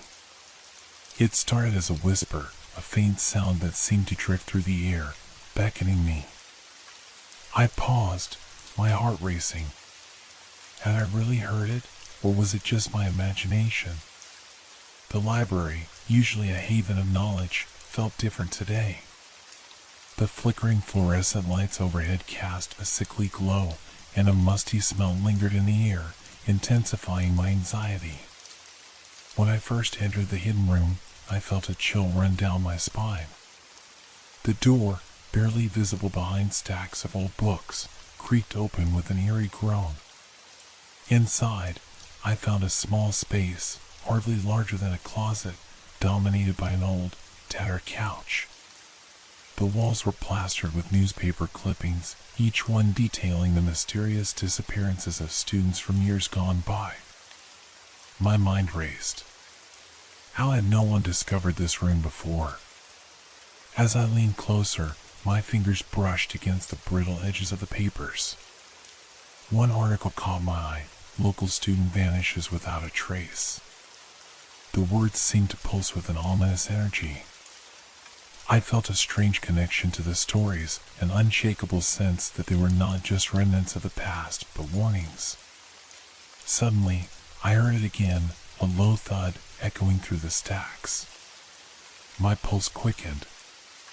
I glanced over my shoulder, half expecting to see someone standing behind me, watching. But the room remained empty, and the oppressive silence returned, broken only by the distant rustle of pages turning. I shook my head, dismissing the feeling. I was alone. I had to focus. The further I explored the room, the more unsettling the atmosphere became. Shadows danced along the walls, flickering in the corner of my vision. My mind raced with possibilities. Was it just the dim light playing tricks on me? Or was there something more sinister at work? I felt the weight of the room pressing down on me, a tangible presence that made my skin crawl. As the sun dipped below the horizon, the library transformed. The once familiar space morphed into a labyrinth of uncertainty. I began to question my sanity. Was I truly alone? The sensation of being watched intensified, and every creak of the old building sent shivers through my spine. I was drawn deeper into the forgotten cabinet's mystery, unable to resist its allure. With each moment, I became more entangled in the past, more desperate to uncover the truth. My breath quickened as I stumbled upon more articles, more names. I realized these weren't just stories, they were lives, lost and forgotten. I needed to know why. What had happened to them? Why had they vanished without a trace? The tension in the air thickened, and as I turned to leave, I caught a glimpse of something out of the corner of my eye. A shadow darted past the doorway. I froze, heart pounding. The familiar library now felt like a cage, the walls closing in. I could feel it, something was there, lurking just beyond the edge of light, waiting for me to make the wrong move. I took a deep breath, fighting the rising tide of panic. I needed to escape this room, to escape whatever haunted it. Yet, the door felt like a barrier, keeping me from both safety and the answers I sought. I had come seeking knowledge, but I was now trapped in a web of fear and uncertainty. What had I uncovered? And was I truly ready to face whatever lay hidden in the darkness? I stood frozen in that dimly lit room, my breath hitching in my throat as I fought the instinct to flee. The shadow I glimpsed had vanished, but the unease it left lingered like a ghost clinging to my spine. I pressed my back against the wall, feeling the rough texture of the bricks through my thin sweater. Panic clawed at me, urging me to leave, yet a morbid curiosity kept me rooted in place. As I forced myself to breathe, I began to focus on my surroundings. The air felt heavy, as if saturated with untold stories and trapped memories. The couch in the corner, frayed and stained, looked as if it had witnessed more than just the quiet moments of student studying. I imagined late-night conversations whispered in hushed tones, secrets shared under the watchful gaze of the darkened shelves. Had someone else found this room before me? Had they experienced the same sense of foreboding? I approached the walls again, my fingertips brushing over the newspaper clippings. They seemed to vibrate with a life of their own, each headline a chilling reminder of the students who had disappeared. Sophomore vanishes during late-night study session. Freshman last seen in library. I read the words over and over, as if willing them to reveal their hidden truths. What had happened to these students? Were they victims of some terrible fate, or had they simply chosen to disappear? The more I read, the more I felt the weight of their stories pressing down on me. It was as if each article was a thread in a tapestry of despair, woven together by fear and tragedy. I could almost hear their whispers, pleading for someone to remember them, to uncover the truth behind their fates. The chilling thought struck me, what if they hadn't just vanished? What if they had been taken? A sudden sound broke my reverie, a soft scrape, like the shuffling of feet on the floorboards. My heart raced, and I turned sharply, scanning the shadows. The library was still, the distant echo of footsteps replaced by the oppressive silence. My skin prickled with the sensation of being watched, and I took a step back toward the door. But then, I hesitated. I was here to discover what lay hidden, to confront the fear that gripped me. I needed to push through the terror. I turned back to the clippings, determined to piece together the fragments of a forgotten past. Just then, I noticed something new. Among the articles, a faded photograph caught my eye. It showed a group of students standing outside the library, smiling and carefree. But as I studied it more closely, a chill ran down my spine. One of them, the girl in the front, with dark hair cascading down her shoulders, looked strikingly familiar. I couldn't shake the feeling that I had seen her before. Had she once been a student here? My mind raced with questions.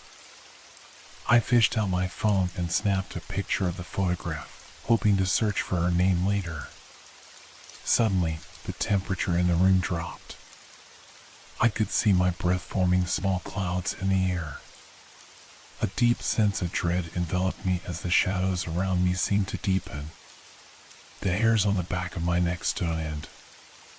I turned toward the door, ready to make my escape, when a faint whisper reached my ears. "Help us." I nearly stumbled backward, my pulse hammering in my chest. It was a voice, faint and echoing, almost a plea. I strained to hear more, my heart pounding in rhythm with the whispers that seemed to swirl around me. "Help us. Don't leave."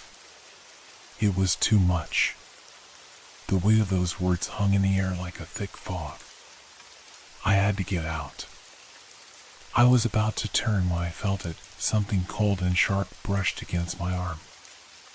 I spun around, my breath quickening. There was nothing there, but the sensation lingered. It felt as if I was not alone. In a moment of sheer adrenaline, I bolted for the door. My fingers fumbled with the handle, and with a swift movement, I pushed it open. The light from the library spilled into the room, illuminating the forgotten space for the first time in years. I rushed out, my heart racing as I navigated through the aisles of books. But just as I thought I was free, I heard it again, a low, guttural sound emanating from the depths of the forgotten cabinet. It was a sound filled with anger and despair, a noise that seemed to rise from the very walls themselves. Panic surged through me, and I ran, my footsteps echoing through the library, each step heavy with the weight of the stories I had uncovered. As I burst through the entrance and into the main hall, the fluorescent lights buzzed overhead, but I could still feel the chill from the room behind me. I paused, catching my breath. My mind raced with questions and the fragments of what I had just witnessed. What did it all mean? And why did I feel such a strong connection to the girl in the photograph? I had to find answers, but at what cost? The shadows of the past had reached out to me, and I was left grappling with the reality of their haunting presence. I stumbled into the main hall of the library, heart racing and thoughts swirling like a tempest in my mind. The air felt heavier now, weighed down by the unspoken truths lurking in the shadows. I glanced around, desperate for the comforting presence of other students, but the library was eerily quiet. The usual chatter and laughter were replaced by an unsettling silence that echoed in my ears. I needed answers. The photo, the whispers, the chilling sensation that something was watching me, everything compelled me to dig deeper into the mystery of the forgotten cabinet. Yet, with every step, I could still feel the cold breath of the room on my neck, a reminder of the secrets I had unearthed. I hurried to the library's main desk, hoping to find someone who could help me. The librarian, an older woman with kind eyes and a disheveled bun, was buried in a stack of books. She looked up, her expression shifting from surprise to concern as she noticed my frazzled state. "Are you all right, dear?" she asked, her voice soft yet probing.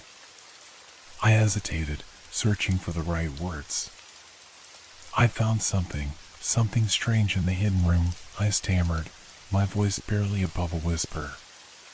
"There were articles about students who disappeared, and..." I heard voices.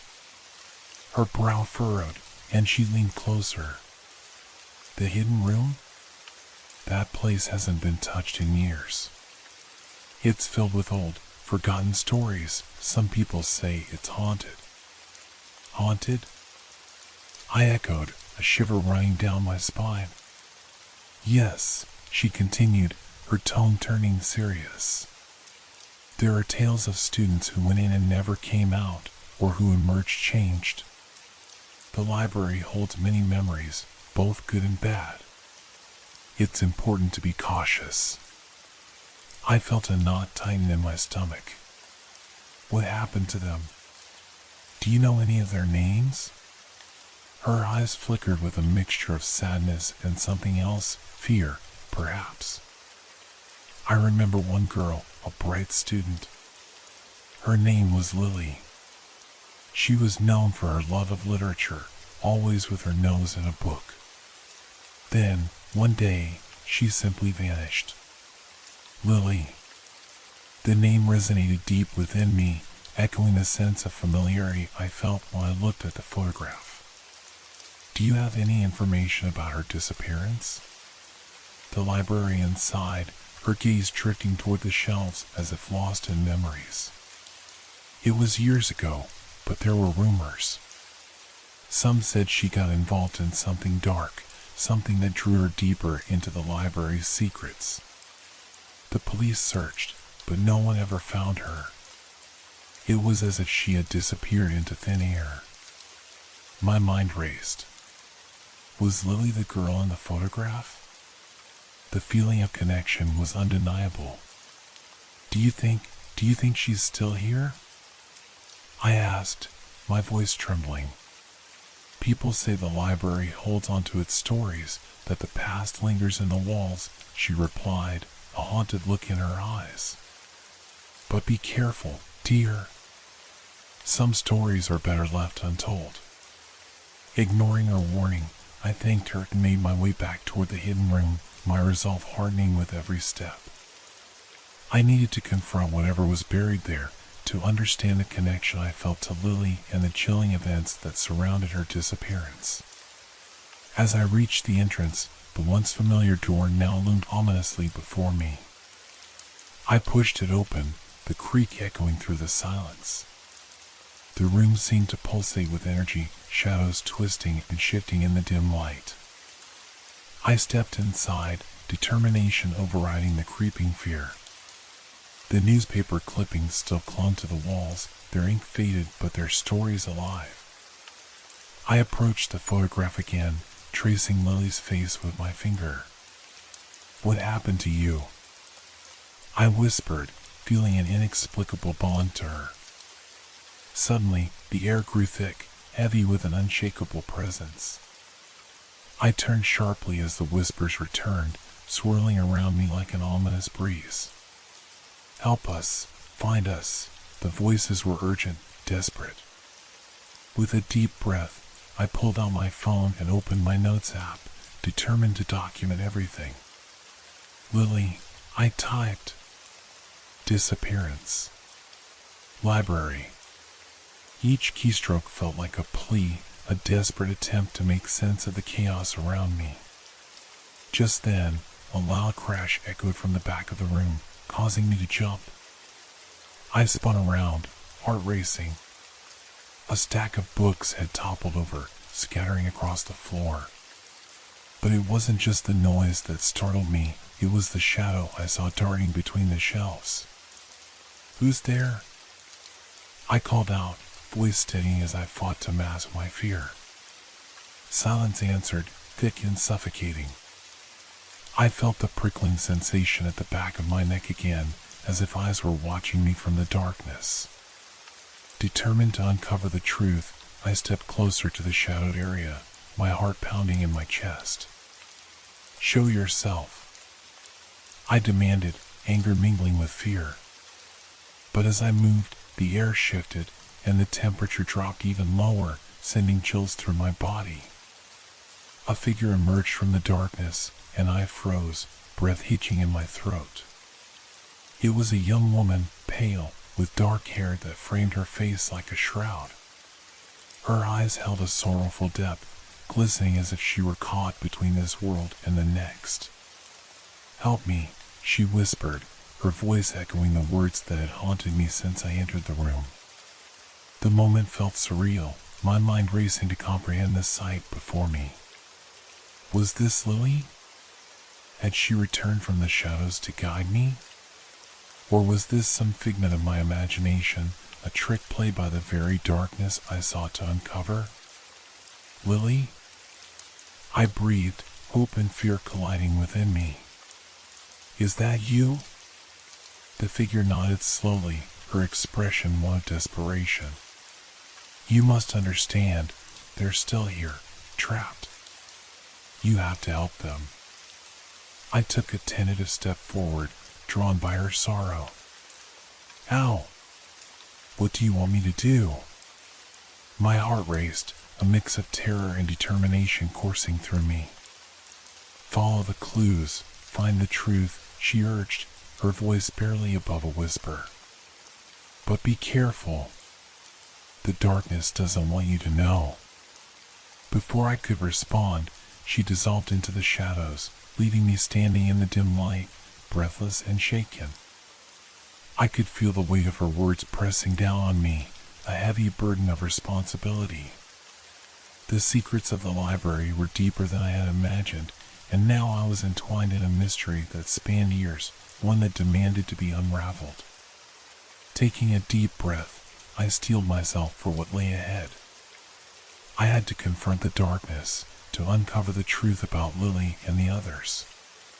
With the photograph of her still in my mind, I left the hidden room, determined to delve into the history that the library held. The whispers lingered in my ears as I stepped back into the main hall, each echo a reminder of the stories waiting to be told. I would find a way to help them, to bring their truth into the light, no matter what it took. As I stepped back into the main hall, a wave of determination surged through me. The library, once a place of refuge, now felt like a labyrinth of hidden truths and shadows.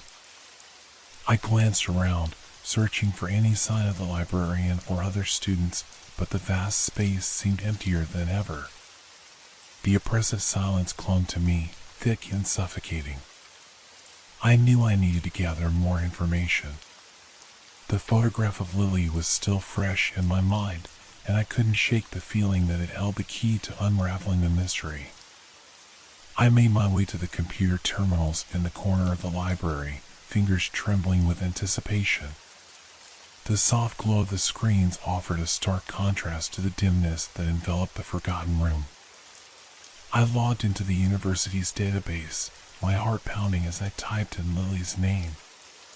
The search results flashed across the screen, revealing a handful of articles, some academic papers, and a few student forum posts that reference her disappearance. I clicked on the first article, eager to glean more about her life and the circumstances surrounding her vanishing. The article detailed Lily's academic achievements, her passion for literature, and her close-knit group of friends. But as I read further, a dark thread emerged. There were mentions of her increasingly erratic behavior in the months leading up to her disappearance. Reports of late-night study sessions turning into all-nighters spent in the library, where she became obsessed with finding a book rumored to hold secrets about the university's past. Obsession, I murmured, feeling a chill sweep over me. It was a word that resonated deeply. Was that what had drawn me into this mystery as well? I couldn't ignore the parallels between her story and my own. I pressed on, determined to learn more. Next, I clicked on a forum post titled "The Legend of the Library." The user recounted tales of strange occurrences and ghostly sightings. Students had reported hearing whispers and feeling cold drafts in the library, especially near the hidden room. One comment caught my eye. There's an old book rumored to contain the names of those who vanished. If you find it, you might understand why they're still here. A knot formed in my stomach. A book containing the names of the lost? My mind raced. It could be the key to not only Lily's fate, but also the fate of all the students who had disappeared. I jotted down the details and set off to find this elusive book. The library held countless volumes. It was only a matter of time before I uncovered it. As I wandered the aisles, the atmosphere shifted. The air felt charged with anticipation, almost as if the library itself was alive, urging me forward. I moved through the stacks, scanning titles and hoping for a sign. Hours passed, or maybe only minutes. Time had become irrelevant in this haunted space. Then, out of the corner of my eye, I spotted a dusty, leather-bound book nestled between two larger volumes. Its spine was cracked, and it appeared untouched by time. I pulled it out, the weight of it heavy in my hands.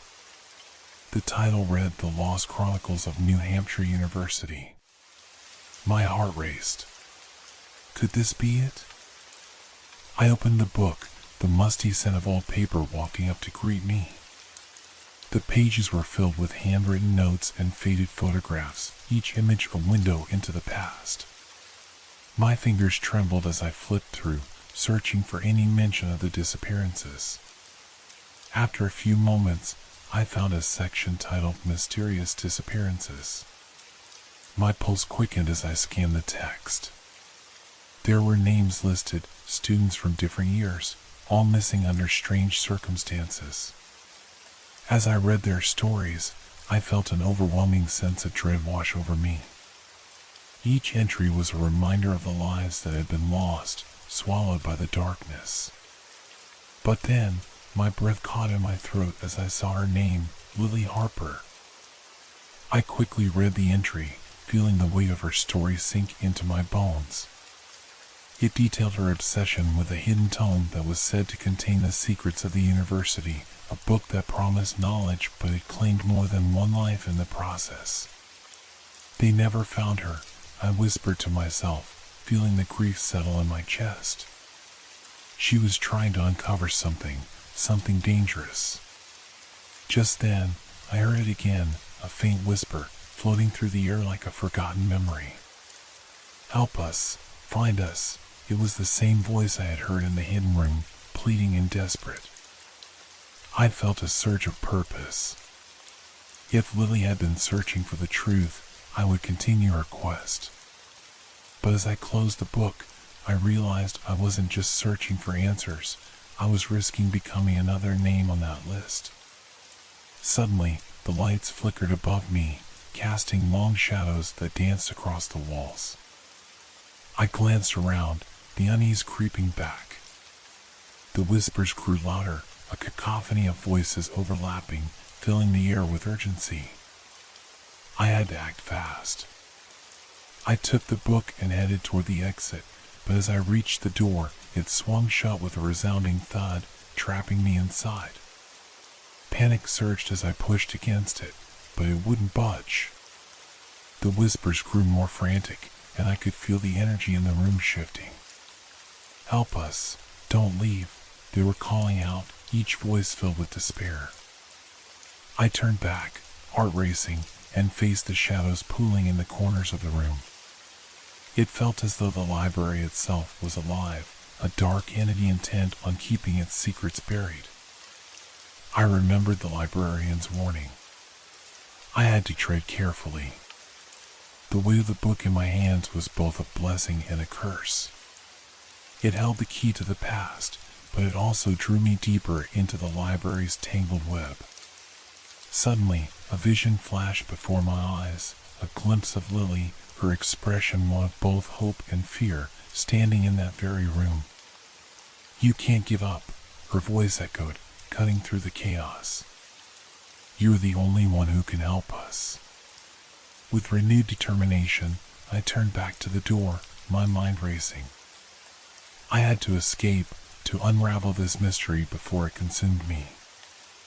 "I won't leave you," I shouted into the darkness, feeling the weight of the spirits surrounding me. In that moment, the door creaked open as if the library had recognized my resolve. I stumbled through, heart pounding, clutching the book tightly. I had to get to the bottom of this, not just for myself, but for Lily and all those who had been lost. As I stepped back into the main hall, I knew the journey was far from over. The truth was waiting, shrouded in darkness, but I was determined to bring it to light, no matter the cost. The chill of the library's main hall seeped into my bones as I clutched the leather-bound book, its weight a reminder of the burden I now carried. Every fiber of my being urged me to flee, to escape the oppressive atmosphere that felt alive with secrets. Yet, an undeniable force pulled me back, an obligation to uncover the truth for Lily and the others who had vanished. I moved cautiously through the stacks, the shadows stretching and contorting around me like ghostly fingers. Each step echoed in the silence, and I felt the presence of the library pressing in, urging me to reconsider my path. The whispers still lingered in the air, growing louder and more frantic, intertwining with my thoughts and amplifying my anxiety. As I reached the entrance to the hidden room again, I hesitated. The memory of Lily's pleading voice echoed in my mind. "You're the only one who can help us." I took a deep breath and pushed the door open, feeling the weight of the darkness within. Inside, the atmosphere was thick with tension. The remnants of the past swirled around me, newspaper clippings, photographs, and remnants of lives once lived. I flipped through the pages of the book I had found, searching for any mention of a way to free the trapped souls. My heart raced as I skimmed through accounts of rituals, warnings about ancient forces that could ensnare the unwary. "Rituals," I murmured, recalling snippets of the legends I had read. I needed to understand what had drawn Lily and the others into this web of obsession. Each entry spoke of a hidden truth buried beneath the surface, a darkness that thrived on curiosity and fear. As I flipped to a section detailing local legends, a single line caught my eye. "The unseen guardian protects the library's secrets, punishing those who seek to uncover the past." The words sent a shiver down my spine. I realized that my pursuit might awaken something more sinister. Suddenly, the lights flickered above me, plunging the room into shadows. A cold wind swept through, carrying with it the voices that now rose to a frantic crescendo. Help us. Find the truth. With a surge of adrenaline, I fought through the fear constricting my chest. I had to find a way to communicate with the spirits, to understand their plight. Grabbing a piece of paper from the cluttered desk, I scribbled down the names I had seen in the book, Lily and the others. If you're here, please show me. I implored, hoping my words would resonate. In that moment, the air grew electric, buzzing with anticipation. I felt a shift in the room as a chill enveloped me. The shadows began to pulse, forming into indistinct shapes that loomed closer, their whispers blending into a haunting melody. The truth must be uncovered. I stood frozen, feeling both terrified and empowered. What do you want me to do? I called out, my voice firm despite the fear clawing at me. Suddenly, the room was filled with a bright light, illuminating the faces of the missing students, Lily among them. They appeared ethereal, translucent figures caught between realms. I could see the sadness in their eyes, a longing for release. You have to understand, the library is a prison for our souls, Lily's voice broke through the din. I felt a wave of empathy wash over me. But how can I help you? I asked, desperation lacing my words. You must perform the ritual of release, she instructed, her voice steady despite the chaos surrounding her. Find the artifacts hidden within the library. Each represents a piece of our stories. My mind raced. Artifacts? What did she mean? I had to focus on the clues within the library, but where would I begin to look? What artifacts? I pressed. They are tied to our lives, she explained, her form flickering as if caught between this world and the next. You will know them when you see them. They hold the power to free us, but you must act quickly. The Guardian will not be pleased. With that, the light began to fade, the shadows creeping back in. I took a step forward, desperate to reach her. Lily, how do I find them? Please. But her figure dissolved, leaving only the haunting echoes of her words. I was left standing alone in the darkened room, feeling the weight of the task ahead. I glanced around, my heart pounding. I had to search for these artifacts, but where could I possibly begin? The library was vast, filled with countless volumes and hidden corners. Determined, I recalled the stories I had read, the students who had become obsessed with the library's mysteries. Maybe their artifacts were left behind as they sought the truth. I decided to start my search in the areas I felt were most significant, the corners where whispers thrived, where shadows danced. I moved to the far end of the room, where the light barely reached. There, I spotted an old, ornate globe tucked away on a shelf. It looked out of place, surrounded by dusty tomes. I reached out, my fingers brushing against the surface. As I turned it slowly, something caught my eye, a small compartment at the base of the globe. My heart raced as I opened the compartment, revealing a delicate silver key nestled inside. It shimmered in the dim light, its significance palpable. Is this one of the artifacts? I whispered, feeling a sense of hope surge within me. I tucked the key into my pocket and continued my search, moving methodically through the rows of books. Each moment felt charged with purpose. I found an old diary, its pages yellowed and brittle. The entries detailed the students' experiences in the library, mentioning hidden rooms and strange occurrences. But the most chilling entry was about a dark figure that watched from the shadows, guarding the secrets of the library. "Guardian," I murmured, the name sending a shiver through me. I had to be cautious. The Guardian would not take kindly to my digging. I pushed onward, finding a weathered photograph of a group of students gathered around a table, laughing and smiling. Their faces seemed so alive, yet the image felt heavy with sorrow. On the back, a name was scrawled, Anna, the Brave. A warmth spread through me, and I felt a connection. Perhaps Anna's story was intertwined with Lily's. As I continued searching, I discovered a small, ornate box tucked away on a high shelf. I reached for it, my hands shaking with anticipation. Inside lay a collection of trinkets, a locket, a tiny compass, and a silver ring. Each item felt imbued with memories and emotions. I carefully placed them in my bag, my mind racing with the possibilities of what they could mean. The whispers returned, filling the air with urgency. "You're close. Find the last artifact," they echoed, urging me forward. I searched every nook and cranny of the library, the adrenaline fueling my determination. My heart raced as I uncovered a final artifact, a dusty, leather-bound book labeled The Final Chapter.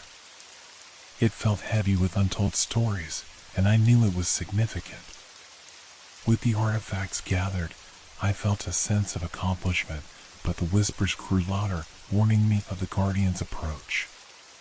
The air felt charged, thick with impending danger. I needed to act fast. Rushing back to the hidden room, I laid out the artifacts on the table. "This is it," I said, my voice steady despite the fear coursing through me. "I will help you." I took a deep breath and began to arrange the items in a circle, focusing on the energy surrounding them. As I completed the circle, the shadows danced around me, swirling with anticipation. I closed my eyes and whispered the names of the lost souls, Lily, Anna, and the others. "I summon you to the light. May your stories be heard." Suddenly, the room erupted with energy.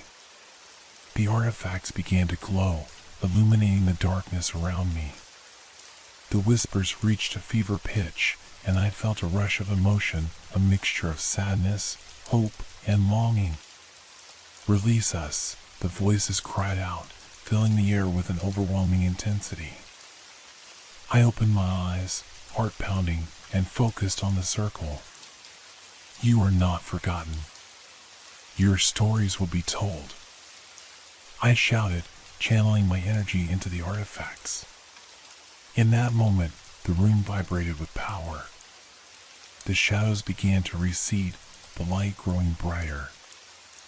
I could feel the presence of the lost souls surrounding me, their energy intertwining with mine. "Thank you," Lily's voice resonated through the room, soft yet powerful. "You've given us hope." As the light intensified, I knew the Guardian would not remain idle. I braced myself for whatever was to come.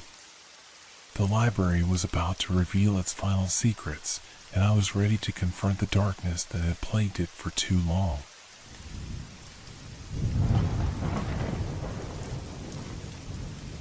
Have you ever wondered what happens when the sea swallows the light? It is a question that lingers, like the fog that rolls in from the ocean. The lighthouse stood resolute against the crashing waves, its beacon piercing the darkness, a sentinel against the storms that raged across the coast. Yet, despite its purpose, whispers of its haunted past rippled through the small coastal town. I first heard the stories one summer evening, sitting around a bonfire with friends. The salty breeze mingled with the scent of roasting marshmallows, but the tales of the lighthouse brought an icy chill. They spoke of a guardian spirit, a lighthouse keeper whose unwavering dedication to saving lost sailors had transformed into a curse. Those who ventured inside were never seen again, ensnared by a ghost that could not let go. I felt an inexplicable pull to that lighthouse.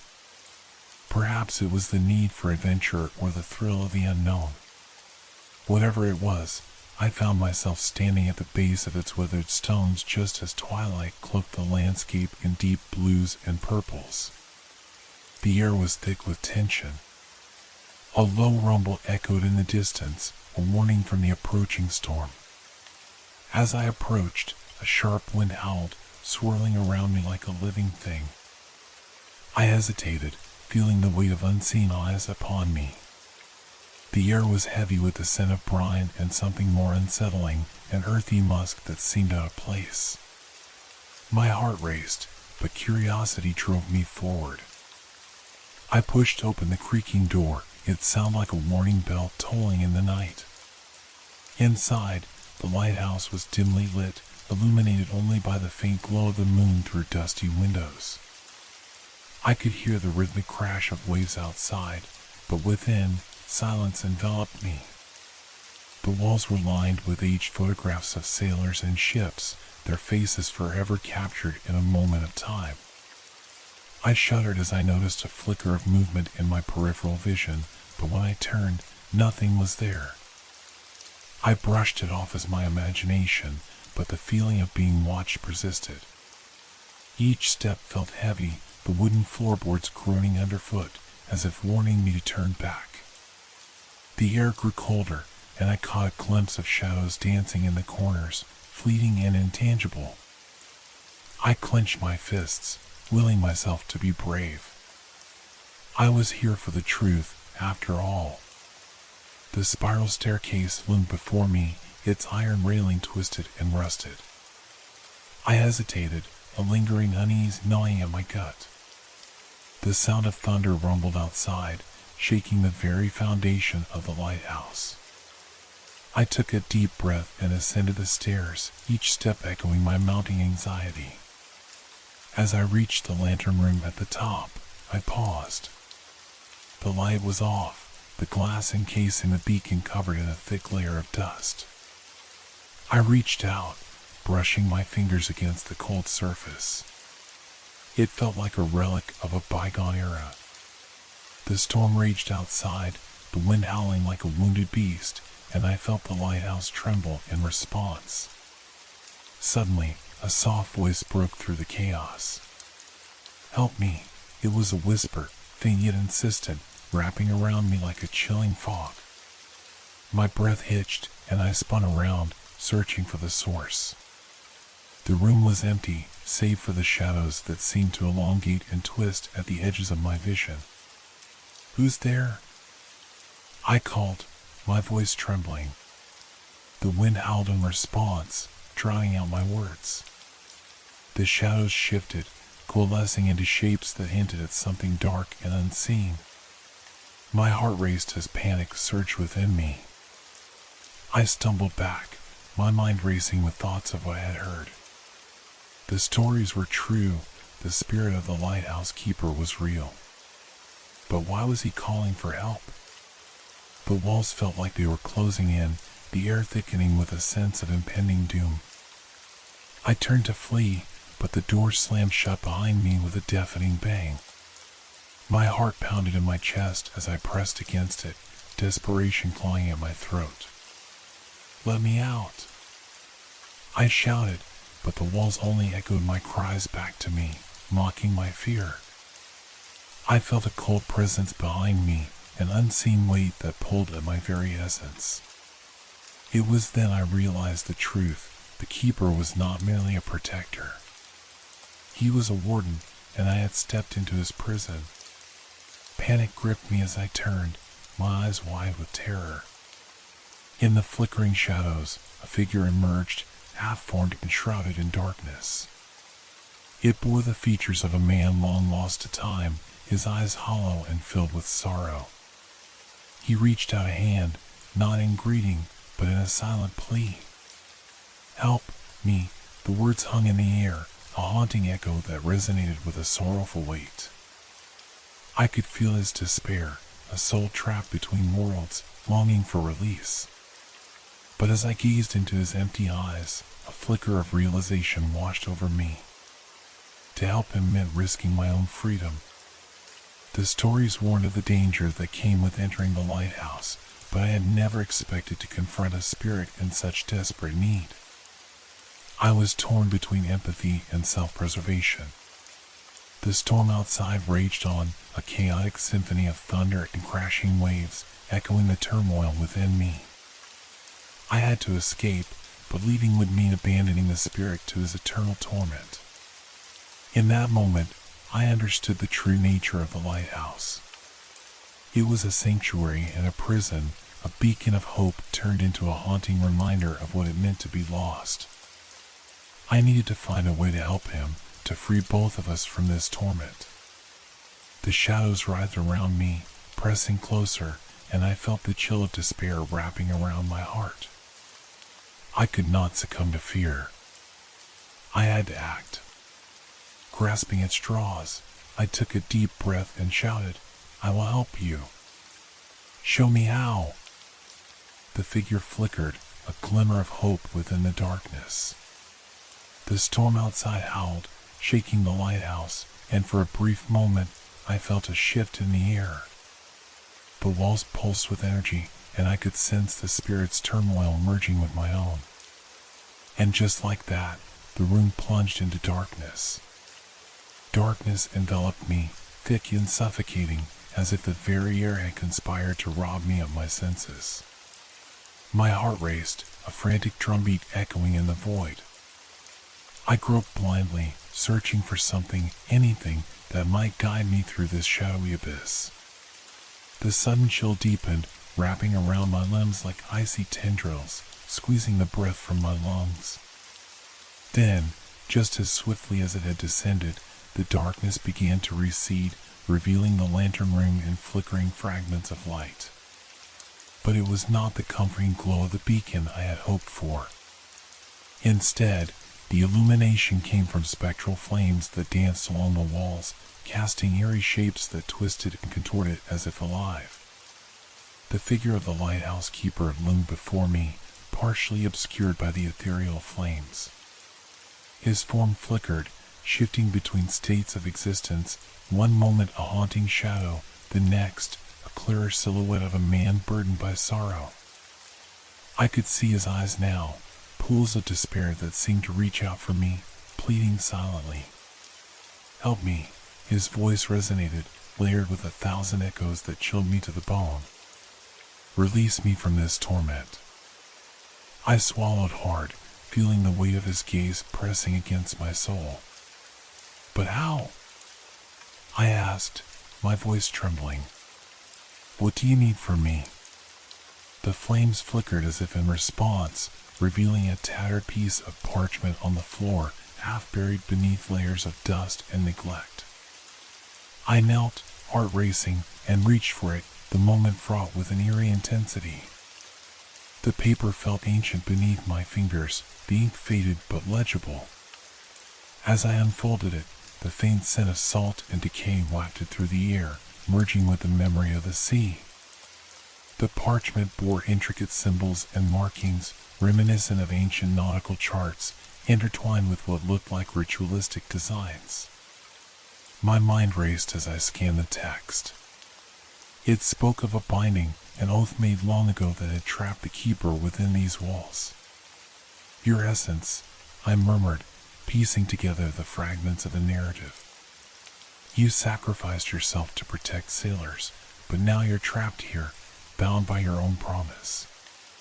The keeper nodded, his form flickering with renewed energy. "I was the light in the storm, a guardian. But in saving others, I lost my own way." A sense of urgency gripped me. I had to find a way to break this curse, to set him free. Yet, deep down, fear not at my resolve. What if in helping him, I too would be ensnared? The storm outside intensified, howling like a banshee, rattling the windows and shaking the very foundations of the lighthouse. The spectral flames danced wildly, and I felt the walls pulse with energy, as if the lighthouse itself was alive, reacting to the turmoil both outside and within. I glanced at the keeper, desperate for guidance. What must I do? Complete the binding, he said, his voice strained as if the weight of his sorrow pressed heavily upon him. You must invoke the old words, recite them with conviction. Only then can the chains that bind me be broken. With that, he gestured towards the parchment, the symbols swirling with a life of their own. My eyes widened as I realized that the words were not merely phrases, they were incantations, prayers from a time long past. Can you teach me? I asked, dread pooling in my stomach. Listen closely. He began to recite the words, his voice a low rumble that resonated with ancient power. I focused, committing each syllable to memory, my pulse quickening with every phrase. The storm outside roared, an ominous backdrop to our ritual. With each repetition, I felt a connection form between us, a thread woven from hope and desperation. Yet, a nagging fear lingered at the back of my mind, the price of this freedom.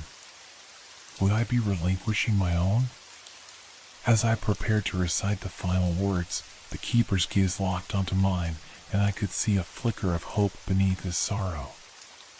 You are brave, he said, a ghost of a smile playing on his lips. But you must be willing to accept the truth of your own heart. Before I could respond, a violent crash echoed from below, rattling the lighthouse with a force that sent me staggering. The shadows in the room warped and twisted, and I could feel the atmosphere shift. An unseen force was at play, and I realized that the storm was not just a natural occurrence, it was a manifestation of the keeper's turmoil, a desperate struggle against the bonds that held him captive. Quickly, he urged, his voice rising in urgency. Before it's too late. I steadied myself, ready to confront whatever malevolent force sought to thwart our efforts. I took a deep breath and began to recite the incantation, the ancient words flowing from my lips like a prayer. Each syllable resonated with the walls, echoing back with an intensity that sent shivers down my spine. But just as I reached the climax of the invocation, a dark shape surged through the shadows, coalescing into a terrifying figure.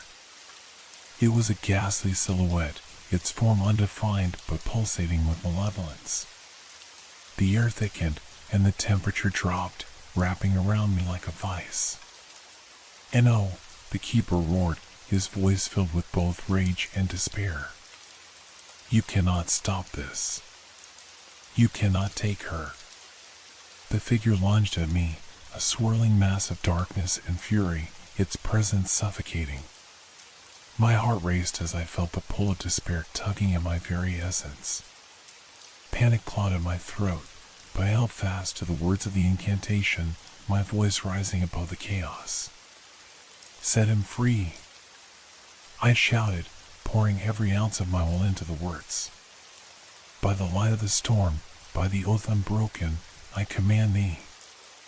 In that moment, a blinding light erupted from the keeper, illuminating the room and pushing back the encroaching darkness.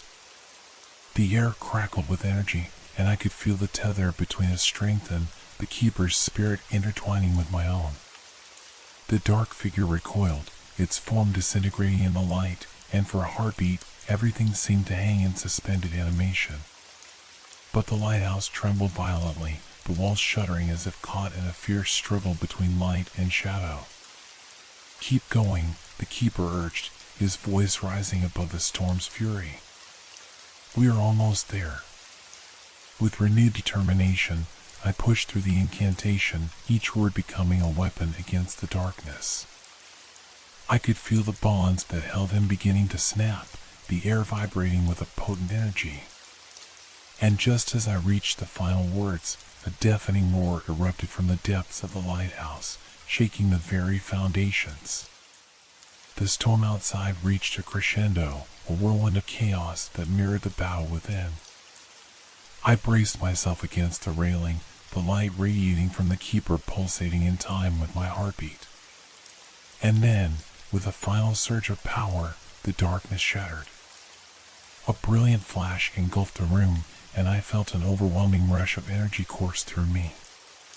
In that instant, the figure of the keeper transformed, his sorrowful eyes filled with gratitude as the chains that bound him fell away like dust in the wind.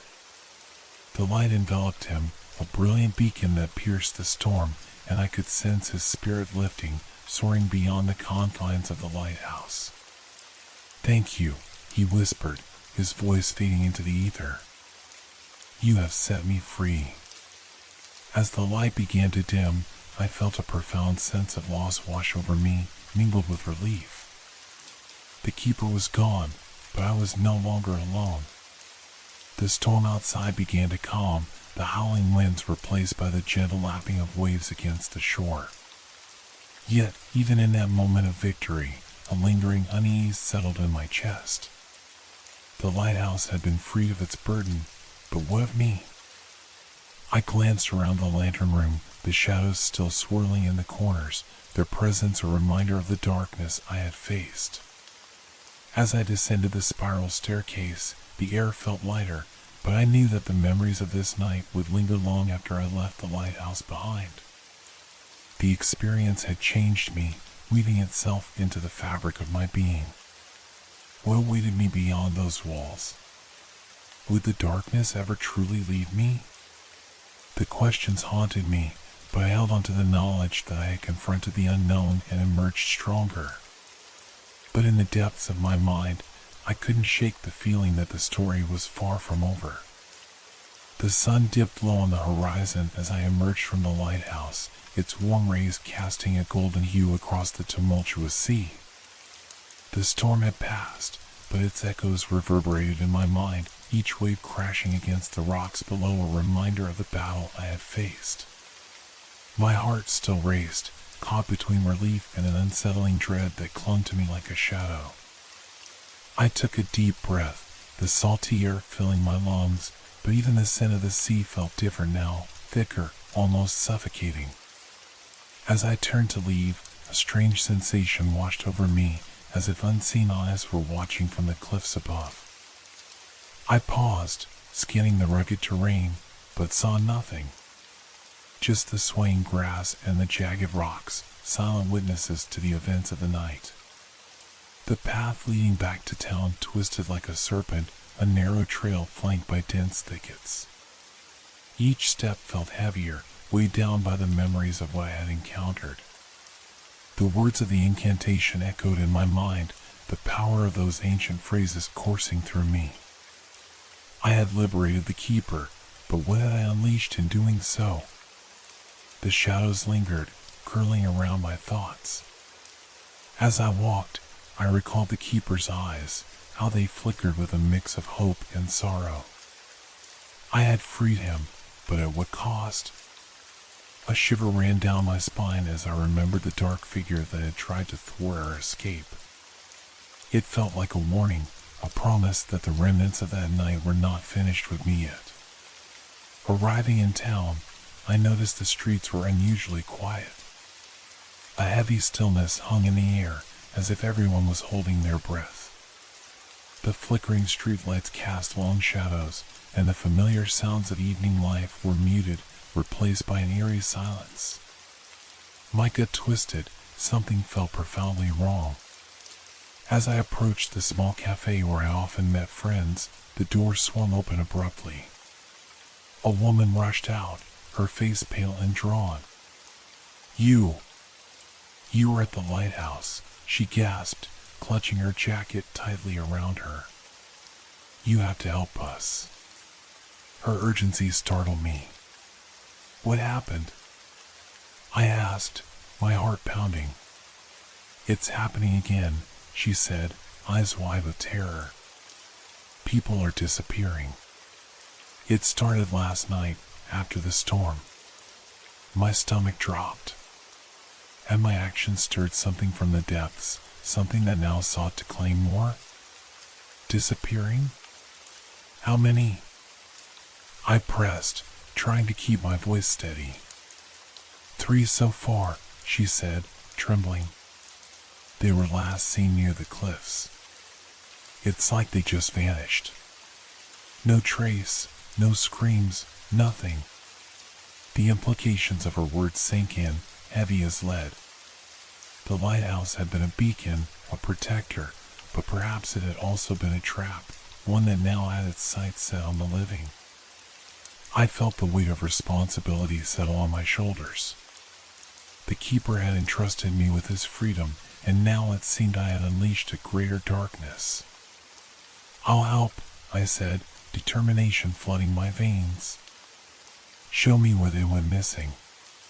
The woman nodded, her fear mingling with a flicker of hope.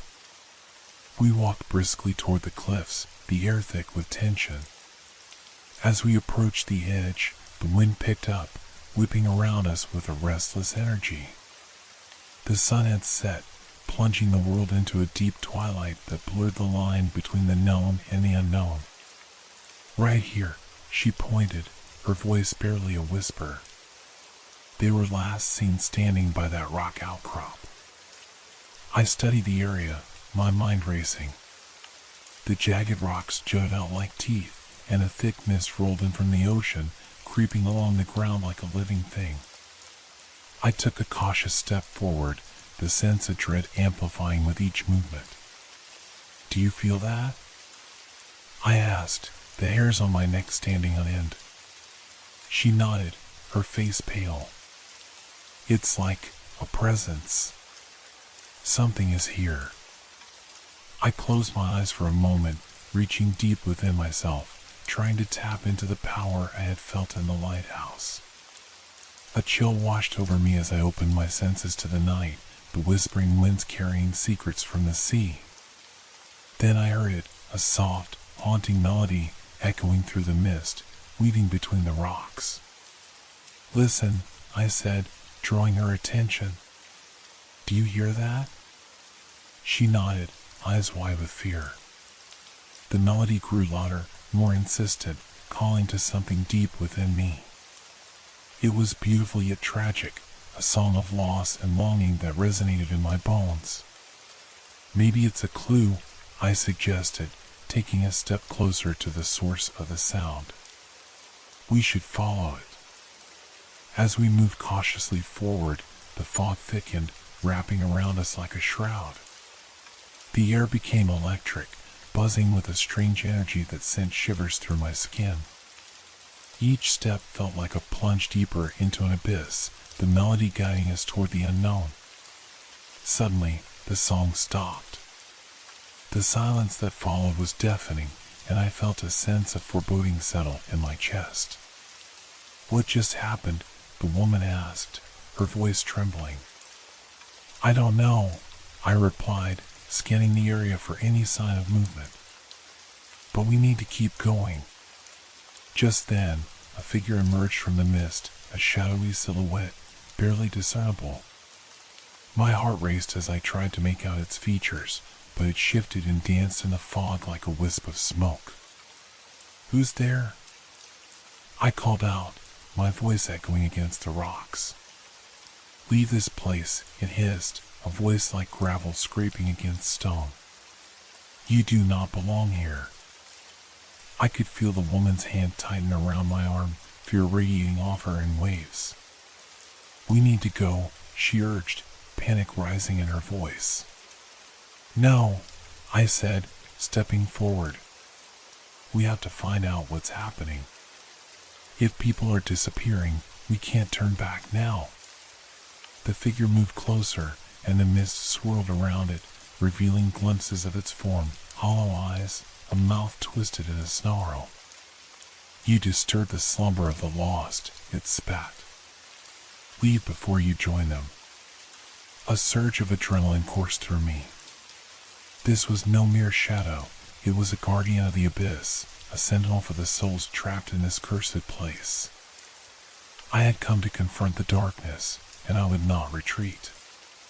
"Let them go!" I shouted, feeling the words burn in my throat. "You have no right to claim them." The figure laughed, a hollow sound that echoed against the cliffs. "Foolish girl, they are already mine. You cannot save them." The ground beneath us trembled, the very earth vibrating with the force of its wrath. I felt the woman's grip loosen as fear overwhelmed her. "We have to leave," she cried, but I couldn't move. "Listen," I shouted, forcing myself to stand firm. "You may have trapped them, but I'm here to set them free. I have the power to break the curse." A flash of uncertainty flickered in the figure's hollow gaze, and for a moment I sensed a crack in its facade. "You think you can confront the darkness?" it hissed, the wind howling around us like a storm. "You are just one, insignificant in the face of eternity." But I refused to back down. I faced the keeper. I broke his chains. The air crackled with energy, and the fog thickened again, swirling around us like a tempest. The figure loomed closer, and I could feel its cold breath against my skin, an icy grip of despair tightening around my heart. "Then you will face the consequences of your arrogance," it growled, its form shifting and twisting, revealing the countless faces of those who had been lost, faces etched with sorrow, longing, and despair. My heart pounded in my chest as I realized the magnitude of what I was confronting. These were the souls trapped by the darkness, their fates intertwined with the keepers.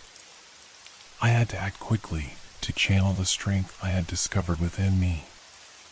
"Let them go!" I screamed, pouring every ounce of my will into the command. "Release them!" The figure recoiled, the faces within it twisting in anguish. "You dare challenge me?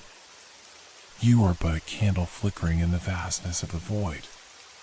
But I could feel the energy rising, a tide of power surging from the depths of my being.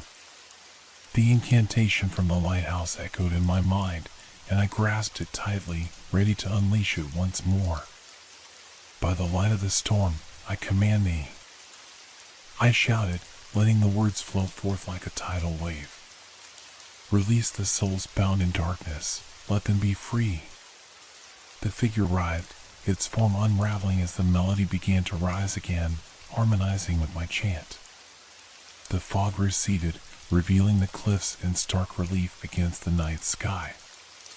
The lost souls emerged from the darkness, their faces no longer twisted with despair, but illuminated by a newfound hope. "Together," I urged the woman beside me. "We can do this." She nodded, her fear replaced by determination. "Yes. Let's set them free." As we joined our voices, the air vibrated with the combined energy, and the darkness shattered around us. A brilliant light exploded from the depths of the cliff, casting away the shadows and illuminating the night. The dark figure shrieked, its form dissipating into the night like smoke caught in the wind. The souls swirled around us, their expressions shifting from sorrow to gratitude, their chains breaking one by one. And then, in a blinding flash, they were gone, absorbed into the light that surrounded us.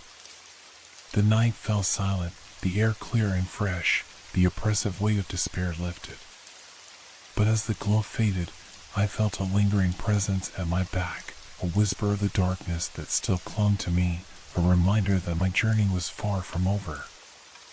"We did it," the woman said, breathless, her eyes wide with wonder. "They're free." "Yes," I replied, but a sense of foreboding remained. "But the darkness, it's still here. We need to be vigilant." As we made our way back down the path, the first hints of dawn began to break over the horizon, painting the sky in hues of pink and gold. The lighthouse stood tall against the morning light, a symbol of hope and resilience, but I knew that its story intertwined with mine, forever changed by the shadows we had faced together. And in that moment, I resolved to uncover the truth behind the darkness that had haunted me since I first stepped into that lighthouse. The keeper had been freed, but something more sinister remained hidden beneath the surface, and I was determined to confront it. As dawn broke, the light spilled across the landscape like molten gold, illuminating the rugged cliffs and casting long shadows behind us. The tranquil scene felt deceptive, like a fragile facade hiding the turmoil that brewed beneath the surface. I could still feel the remnants of the dark presence lingering at the edges of my mind, a faint whisper that urged me to delve deeper into the mystery that surrounded the lighthouse. I glanced at the woman walking beside me. Her name, I realized, was Lily. Her presence had been a lifeline in the tumultuous chaos of the night, and now, with the light of day surrounding us, I sensed a burgeoning camaraderie forged in the fires of fear and determination.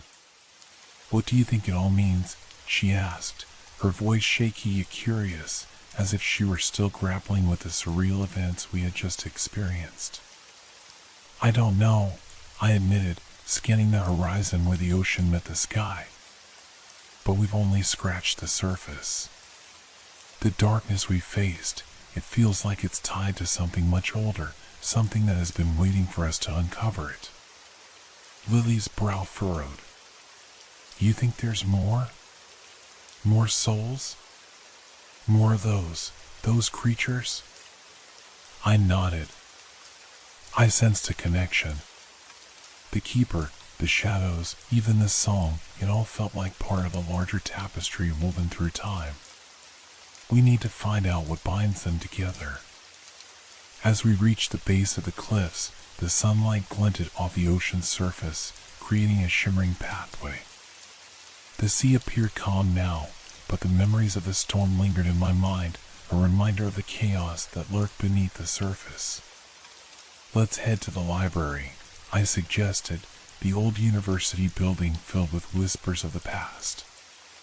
"If there are any records of the lighthouse or the disappearances, we might find something that links them." Lily agreed, and we made our way toward the campus, the morning air fresh and crisp.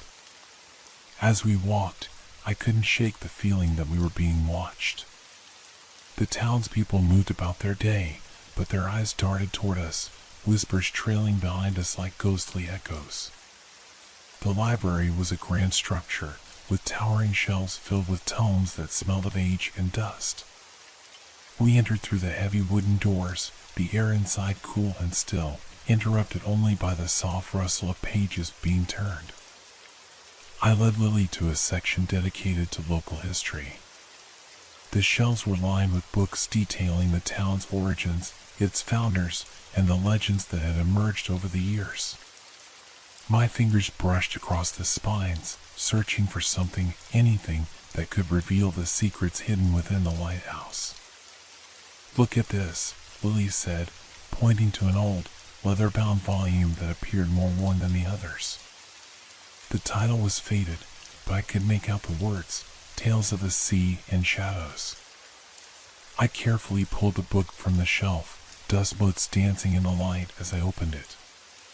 The pages were yellowed and brittle, filled with sketches of the lighthouse and descriptions of its history.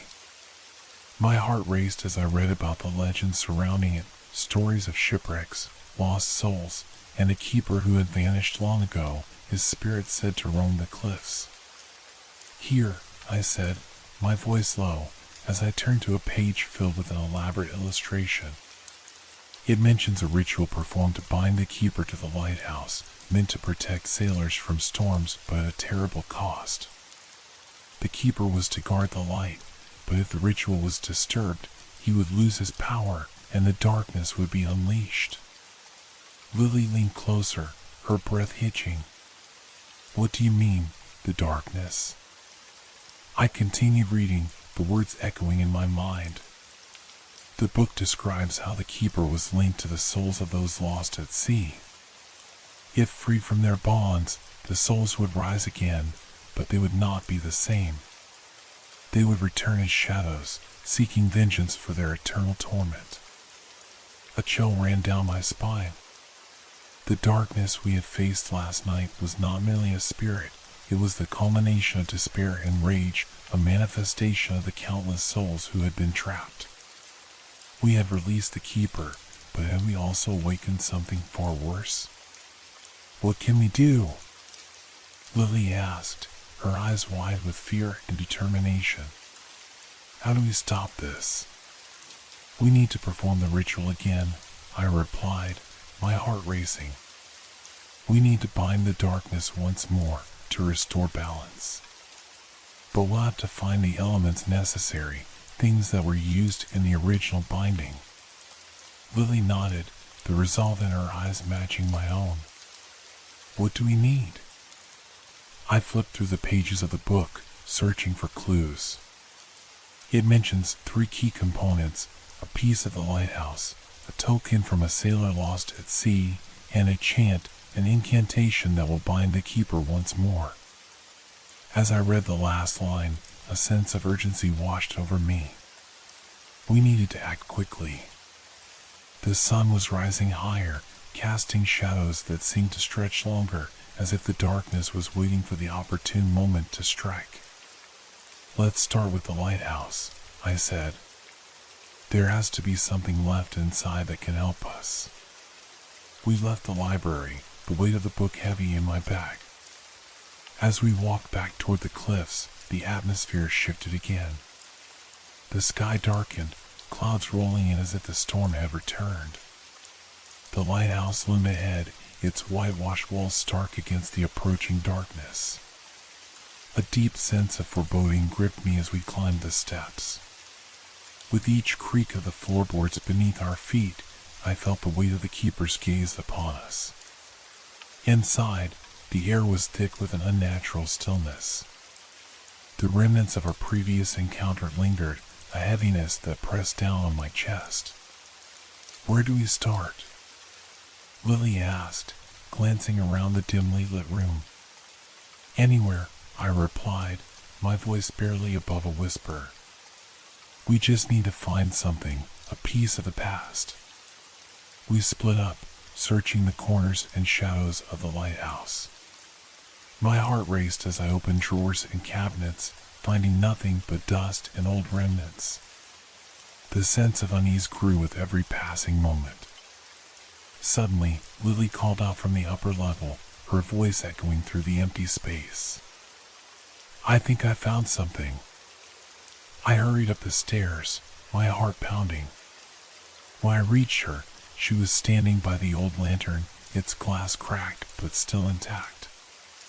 Look at this, she said, holding up a small, rusted piece of metal. It looks like it's part of the lantern itself. I took it from her, feeling a jolt of energy course through me. This was it, an artifact of the lighthouse, a tangible link to the keeper's power. This is perfect, I said, a wave of relief washing over me. But before we could celebrate, a cold gust of wind swept through the room, extinguishing the lantern's light. The temperature plummeted, and the air thickened with an oppressive weight. Get back! I shouted, instinctively pulling Lily behind me as shadows began to writhe along the walls, twisting and contorting into grotesque shapes. Not again! Lily cried, fear etched on her face. Stay close! I yelled, gripping the metal piece tightly. We have to get out of here. The shadows lunged toward us, a mass of darkness hungry for vengeance. I felt the power of the metal thrumming in my hand, the remnants of the keeper's spirit urging me to fight back. By the light of the storm, I shouted, recalling the incantation I had read. I command thee to return to the depths. The shadows hesitated, swirling as if caught in an unseen battle. I focused all my energy on the words, letting them flow from my lips like a wave crashing against the shore. Release the souls bound in darkness, let them be free. The darkness recoiled, howling as if in pain. The air crackled with energy, and the shadows began to dissolve, retreating back into the corners of the room. But even as the chaos subsided, I could feel the weight of the darkness pressing down on us, a lingering reminder of what we had awakened. Let's go!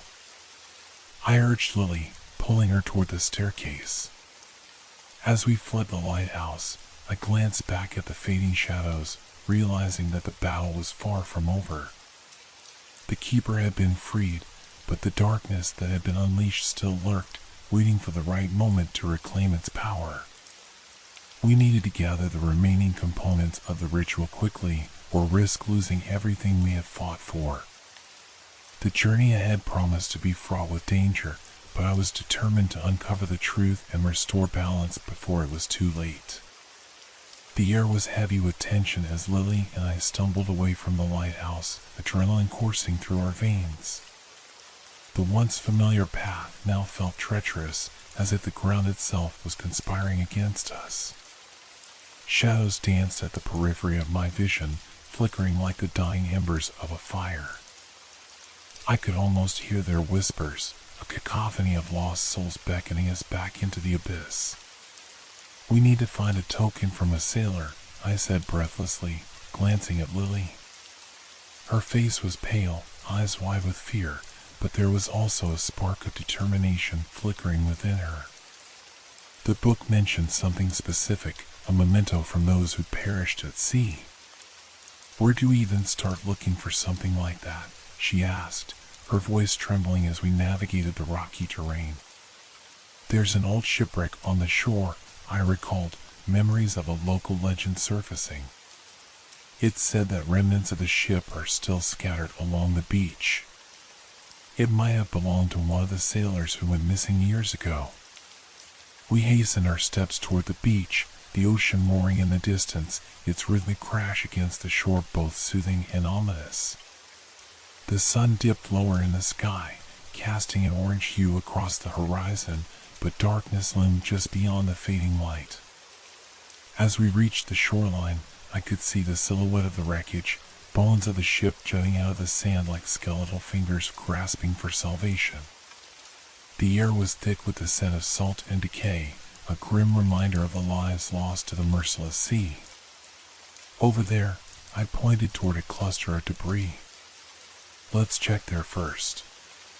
We approached the wreck cautiously, each step sinking into the damp sand. The ship's remains were eerily beautiful, the wood weathered and cracked, but the scene was steeped in sorrow. I could almost hear the echoes of laughter and shouts of sailors, now silenced forever. "Look!" Lily exclaimed, kneeling beside a rusted metal chest half buried in the sand. "This might contain something." We dug around the chest, the sand slipping through our fingers. With a final tug, we pulled it free, its surface cold and unyielding. I glanced at Lily, excitement bubbling in my chest. "Let's see what's inside." With a quick heave, I pried it open. Inside lay a tangle of rotting fabric, broken tools, and scattered personal items, some letters, a weathered compass, and a small, tarnished locket. My heart raced as I picked up the locket, its surface cool against my palm. "Do you think this belonged to one of the sailors?" Lily asked, her voice barely above a whisper. "Possibly," I replied, examining the locket. "It might hold a picture or something that could connect us to them. We can use this as the token we need." I opened the locket carefully, and inside was a faded photograph of a woman, her smile bright even in the grainy image. A sense of melancholy washed over me. She was a ghost of the past, her life intertwined with the stories of the lost sailors. As I held the locket, a cold gust of wind swept across the beach, sending a shiver down my spine. The atmosphere shifted again, the once soothing sound of waves now felt threatening, as if the ocean itself was warning us. "We should hurry," I said, feeling the weight of urgency pressing down on me. "We need to return to the lighthouse and perform the ritual before it's too late." But as we turned to leave, a chilling realization hit me. Shadows slithered along the water's edge, growing darker and more pronounced with each passing moment. The darkness we had encountered before was not done with us. It was gathering, ready to strike. "Run!" I shouted, grabbing Lily's hand as we dashed along the beach, the wind howling around us.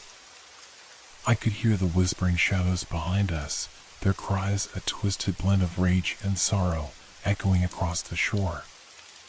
The lighthouse loomed in the distance, its presence both a beacon of hope and a reminder of the dangers that awaited us. With every step, I could feel the shadows gaining ground, their cold tendrils reaching out to grasp us. We reached the lighthouse and slammed the door shut behind us, leaning against it to catch our breath. The interior was dark, the sunlight barely penetrating the thick walls. I could still hear the distant roar of the ocean outside, but now it felt like an unwelcome reminder of what lay beyond. "Do you think we lost them?" Lily panted, her eyes darting around the dim room. "I don't know," I replied, my heart racing. "But we can't let our guard down. We need to gather everything we have." With the locket clutched tightly in my hand, I turned to the old book we had found in the library. "Let's see what else we need for the ritual." We worked quickly, poring over the pages, finding references to the chant and the specifics of the binding process. I felt a surge of determination. This was our chance to restore the balance and put the souls to rest. "Here it is," I said, pointing to a section detailing the chant. "We need to combine the locket with the keeper's relic to create a binding circle. It's our only hope." Lily nodded, her resolve strengthening. "Let's do it." We gathered the materials, the air crackling with energy as I set up the circle in the center of the room. The locket, the metal piece from the lantern, and various items we had scavenged formed a makeshift altar. As we prepared, I could feel the shadows outside pressing against the walls, their whispers growing louder, more insistent. Time was slipping away, and I could sense the malevolent force gathering strength, ready to break through. "Are you ready?" I asked, glancing at Lily, her face set in determination. She nodded, taking a deep breath. "Let's finish this." With our hearts pounding in unison, we began the chant. My voice rang out, echoing against the stone walls, each word resonating with the very fabric of the lighthouse. As we spoke, the air shifted, vibrating with energy, pulling the shadows toward us. "By the light of the storm, I command thee to return to the depths," I cried, my voice fierce and unwavering. The shadows hesitated, swirling around the room as if caught in a violent tempest. I felt the power of the keeper surging through me, the relic in my hand pulsating with a light that pushed against the darkness. "Release the souls bound in darkness, let them be free." Lily joined in, her voice strong and clear, cutting through the encroaching chaos. The shadows screamed, a haunting wail that reverberated in the depths of my soul. I could feel their rage, their pain, but I refused to falter. We pressed on, our voices melding together, creating a barrier of light against the overwhelming darkness. Suddenly, the shadows recoiled, twisting and contorting as if in agony. I felt the energy building, the air crackling with electric tension. Just as I thought we might succeed, the shadows surged forward with a ferocity that knocked us off our feet. The circle we had created flickered, the light wavering against the darkness that threatened to engulf us. In that moment, doubt crept into my mind. What if we had awakened something we could not control? What if the keeper was no longer on our side? But then, a brilliant light erupted from the relic, illuminating the room in a blinding glow. I shielded my eyes, feeling the shadows retract as if burned by the light. "Keep going," I shouted to Lily, my voice straining against the chaos. "We can't stop now." With renewed determination, we poured every ounce of our strength into the chant, each word an anchor against the storm. The shadows howled in fury, but they were losing ground, retreating before the brilliant light. "By the power of the lost, I bind thee," I roared, feeling the energy coalescing around us, forming a protective barrier. The shadows writhed and twisted, their forms becoming less distinct, fading into the brightness that filled the room. With a final cry, they dissipated, swallowed by the light. As silence fell, the air became still, a heavy calm settling over us. I opened my eyes, the room now illuminated by the soft glow of the relic, its power radiating warmth. "We did it," Lily whispered, her voice trembling with disbelief. But even as we breathed a sigh of relief, I felt a lingering unease. The echoes of the shadows still echoed in the back of my mind, a haunting reminder that the battle may have been won, but the war was far from over. As we stood there, the weight of our actions settling heavily on my shoulders, I realized that the story was not over. The lighthouse still held its secrets, and somewhere, deep within its walls, the echoes of the past would continue to resonate, waiting for the next brave souls to uncover them.